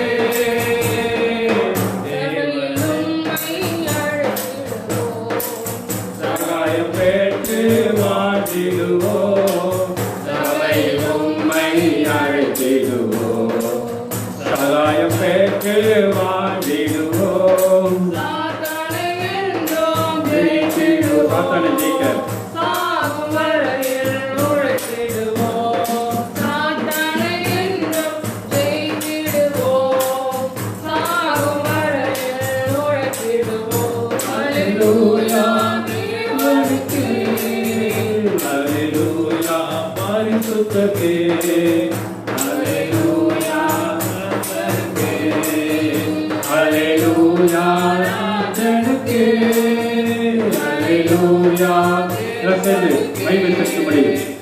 அல்லேலூயா, கர்த்தருக்கே, அல்லேலூயா, பரிசுத்தருக்கே, அல்லேலூயா, ராஜனுக்கே, தேவனை துதித்திடுவோம். சபையில் தேவன் எழுந்தருள, தேவனை துதித்திடுவோம். சபையில் தேவன் எழுந்தருள, ஒரு மனதோடு அவர் நாமத்தை துதிகள் செலுத்தி போற்றிடுவோம். ஒரு மனதோடு அவர் நாமத்தை துதிகள் செலுத்தி போற்றிடுவோம். அல்லேலூயா, துதிக்கிறோம். சங்கீதம் 26 முடிக்க போகிறோம். சங்கீதம் 26 சங்கீத வசனத்தின்படி 26வது சங்கீதம் 6வது வசனம். கர்த்தாவே, நான் துதியின் சத்தத்தை துணிக்க பண்ணி உம்முடைய அதிசயங்களை எல்லாம் விவரிப்பதற்காக நான் குற்றமில்லாமலே என் கைகளை கழுவி உங்களுடைய பீடத்தை சுற்றி வருகிறேன். கர்த்தாவே, நான் துதியின் சத்தத்தை துணிக்க பண்ணணும், ஆராதனை சத்தத்தை நல்லா துணிக்க பண்ணணும். அதே சமயத்தில் அப்போதான் உங்களுடைய அதிசயங்கள் எல்லாம் விவரிப்பதற்காக இன்னைக்கு பார்த்த வசனமே அதுபடிதான். அவருடைய அதிசயங்கள் இஸ்ரவேலுக்கும் அவர் எவ்வளோ உண்மையுள்ளவராக இருக்கிறாரு. நம்ம கண்டு விசுவசிக்கல, வரப்போகிற காணப்படாதவர்கள் நிச்சயம் என்று சொல்லப்பட்டிருக்கிறது. தேவராஜ்யத்துக்கு மத்தியில் நிறைய இந்த அவருடைய வருகைக்கும் காரியங்கள், இஸ்ரவேலுக்கும் நிறைய காரியங்கள் இருக்கு. ஏன்னா இஸ்ரவேலுடைய பரிசுத்தம் தான் நம்முடைய தேவனா இருக்கிறார். அவர் ராஜாதி ராஜா, கர்த்தாதி கர்த்தர், மகத்துவமுள்ள தேவன், பரிசுத்த பிதா. அப்பா, நீங்க எங்களை இந்த நாள் வரை வழிநடத்துகிற கிருபைகளுக்காக வெளிப்படுத்துகிற இந்த காரியங்கள் அநேருக்கு பிரோச்சனமா இருக்கு. அப்பா, எங்களுடைய எடுத்துக்கொள்ளப்படுதலுக்கு கூட பூமி நடக்க காரியங்களை நீர் எழுதி வைத்திருக்கிறேன். இது ராஜாக்களுக்காக, ராஜரிக அபிஷேகம் பெற்றவர்களுக்காக எழுதப்பட்டது. ஹல்லேலூயா. வேதத்தில் புரை உள்ளவர்களுக்காக அல்ல, செவிடர்களுக்காக அல்ல, கேட்கிற செவியுடைய தியானத்தையுடைய நல்ல ஞானத்தையும் உணர்வையும் ஆலோசனை பலனையும் அறிவையும் கர்த்தருக்கு பயப்படுற பயத்தையும் அருளும் ஆவியானவர்கள் மத்தியிலே 7 பொன் குத்து விளக்கின் மத்தியிலே உலாவுகிற தேவன். மெனரா வொர்ஷிப் செட் என்று சொல்லி இந்த ஆராதனை துதியின் மத்தியிலே உலாவி இந்த வார்த்தைகளை ஞானத்தை உணர்வை வெளிப்படுத்தினதற்காக நன்றி செலுத்தி ஜெபிக்கிறோம். ஆலோசனை பலனை தந்ததற்காக நன்றி செலுத்தி ஜெபிக்கிறோம். அறிவையும் கர்த்தருக்கு பயப்படுற பயத்தையும் ஆராதனை வெளியில அப்பா கொண்டு வருகிற ஆவியானவர் எங்கள் மத்தியிலே இருக்கிறீர்கள். மத்தியிலே இருக்க 7 பொன் குத்து விளக்கின் மத்தியிலே உலாவுகிற தேவனை துதிக்கிறோம், சோஸ்தரிக்கிறோம், ஆராதிக்கிறோம், மகிமைப்படுத்துகிறோம். இயேசு கிறிஸ்து நாமத்துக்கு மகிமை உண்டாக ஜெபிக்கிறோம். ஜெபங்கள் ஜீவனுள்ள நல்ல பிதாவே, ஆமென். என் ஆத்துமாவே கர்த்தரை சோஸ்திரி, என் முழுமையுடைய பரிசுத்த நாமத்தை சோஸ்திரி. என் ஆத்துமாவே கர்த்தரை சோஸ்திரி, கர்த்தர் செய்த சகல உபகாரங்களையும் மறவாது. ஆமென். கர்த்தராகிய இயேசு கிறிஸ்து கிருபை, பிதாவாகிய தேவனுடைய அன்பு, பரிசுத்தாவின் அன்னியும் ஐக்கியமும் என்றும் என்று சதாகாலமும் நம்முடைய ஆண்டவராகிய இயேசு கிறிஸ்து வருகை வரை நம் அனைவரோடு கூட என்றென்றைக்கும் இருப்பதாக. ஆமென். ஆமென். ஹல்லேலூயா. ஹல்லேலூயா.